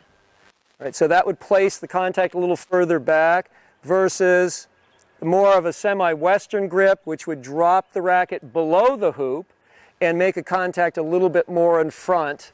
So we talked about how this creates different aspects of contact, or different phases of the wave that I'm catching the ball in. The bigger, slower part with the continental grip, or the faster rotation in the more of the semi-western grip. So the hands are designed to make contact with the ball. Now, first thing, let's talk about contact. In tennis, the contact that we're after is a rolling action. I want to turn the ball. And this turning gives us control of our power. Now, I can turn the ball in different ways. Turn it this way, or I can turn it back the other way. So we've got top spin, side spin, underspin, so on. Remember, what I'm trying to avoid is just coming and just hitting against the ball. Right, so the racket has to be used in a way that will produce the correct kind of contact. And oftentimes we talk about kind of holding the ball on the strings or catching the ball and so on. And all of this has to do with getting the proper contact with the ball. Now, it's a little bit tricky because in tennis, the way the body is set up is to naturally swing the racket and hit the ball. Right? And particularly as we get into this idea of a kinetic chain, I think that again lends itself to this whipping idea, sending energy out into the racket, which produces a hit feel. So what I want to do is to try and guide you through a little progression that'll help us to get a sense of the actual use of the hands to produce correct contact. Right, so if we can get you to turn just a little bit this way, Nance. All right, if we take the racket at both ends, and we've done this in some of the other videos, and I hold both ends and just lift and just roll the ball, I could say that's using the racket to create perfect contact with the ball. I'm not slapping, hitting here, or like this with the racket. The problem with this is that it's very hard to get power. All right, so now I've got to go to this arrangement in order to wind up more and create more power. But I want to come back to the same kind of contact with the ball. So what I want to do, a good way to feel this, is if I just take the handle of the racket, come at the ball, and just, again, use my hand the same way, just like I'm lifting, using the knuckles to just come up and lift and roll, put the racket in my hand, come up, lift and roll, lift and roll. So I should never be swinging the racket to create a hit, but instead what I'm trying to do is lift the handle to create a roll. All right, so now as I move a little bit further to the side and use the racket, handle. All right, so always I'm trying to feel the handle. And what I want to try to do is not create racket head speed, but I want to create racket handle speed. And it's extremely important that you understand the difference between that. This is why we'll see Nadal finishing like this, trying to get the handle to go, not swinging the racket itself, particularly the racket head. So a real good way to get this feel of proper contact and proper rolling and use of the racket, hands, and your stroke is to just take a ball like this and grip it as kind of go through the same progression of taking both ends of the racket, holding just down below and facing straight on and just lifting. You can feel the legs working, the back working, the shoulders working, and really no swing of the racket, just a lift of the racket, so I get a perfect roll. Okay, now I want to start to add more power to it, adding more turn and so on. So we're going to go through a few steps. The next step is going to be to just use the knuckles of the right hand. So I'm going to let go of the left hand and try to lift the right arm only, but try to create exactly the same kind of roll. So now I'm just lifting using the knuckles, just raising straight up, same, using the shoulder. I'm just doing it with one hand now. Just imagine I'm still holding it. Now finally what I'll do is go to the side, add more turn, and come at the ball with the butt of the racket, and now try to do the same thing. Lift the knuckles, still use the handle, right? Get that same kind of lift, but now from a sideways position. And finally, actually this is the real final step, is to step a little further away and use the head of the racket as the contact with the ball, but still produce exactly the same lift coming from the knuckles and the shoulder and the bigger parts of the body. So I get this action. All right, and again, just trying to get now a feel of still using the body as the main powering source. So another aspect of power is speed. We looked at the hands and how they're designed to create alignment and contact so that I create the right kind of spin, but I also want speed in my stroke. And if I use the hands correctly, I can get speed. Now, if we look at just the swing of the body without the racket, you see I can get my arm, get my hand to go very fast pretty easily. So it's just very easy to do that. When I put the racket in the hand, especially if I grip hard, everything kind of gets a little more difficult to move. That tension through the arm produces tension throughout everything and slows it down. So the idea is to use the racket in a way that doesn't impede just that natural flow that I experience when I'm not even holding the racket. And this is why we'll see good players hold the racket up and then just let it fall. And we see this fall and fold that occurs where the racket's almost falling out of the hand, and so it becomes weightless. Now we're back to just letting the body go. Now sometimes we think this folding back creates a whip action. Well, there may be a subtle amount of that, but really the important thing is to experience this weightlessness of the racket so that now the arm and the body can swing. We get the handle to swing fast, and the tension in the hand doesn't slow down that natural thing. So remember, you're trying to get the hand to swing, and you should only feel the part of the racket that's in contact with the hand, and that's the handle.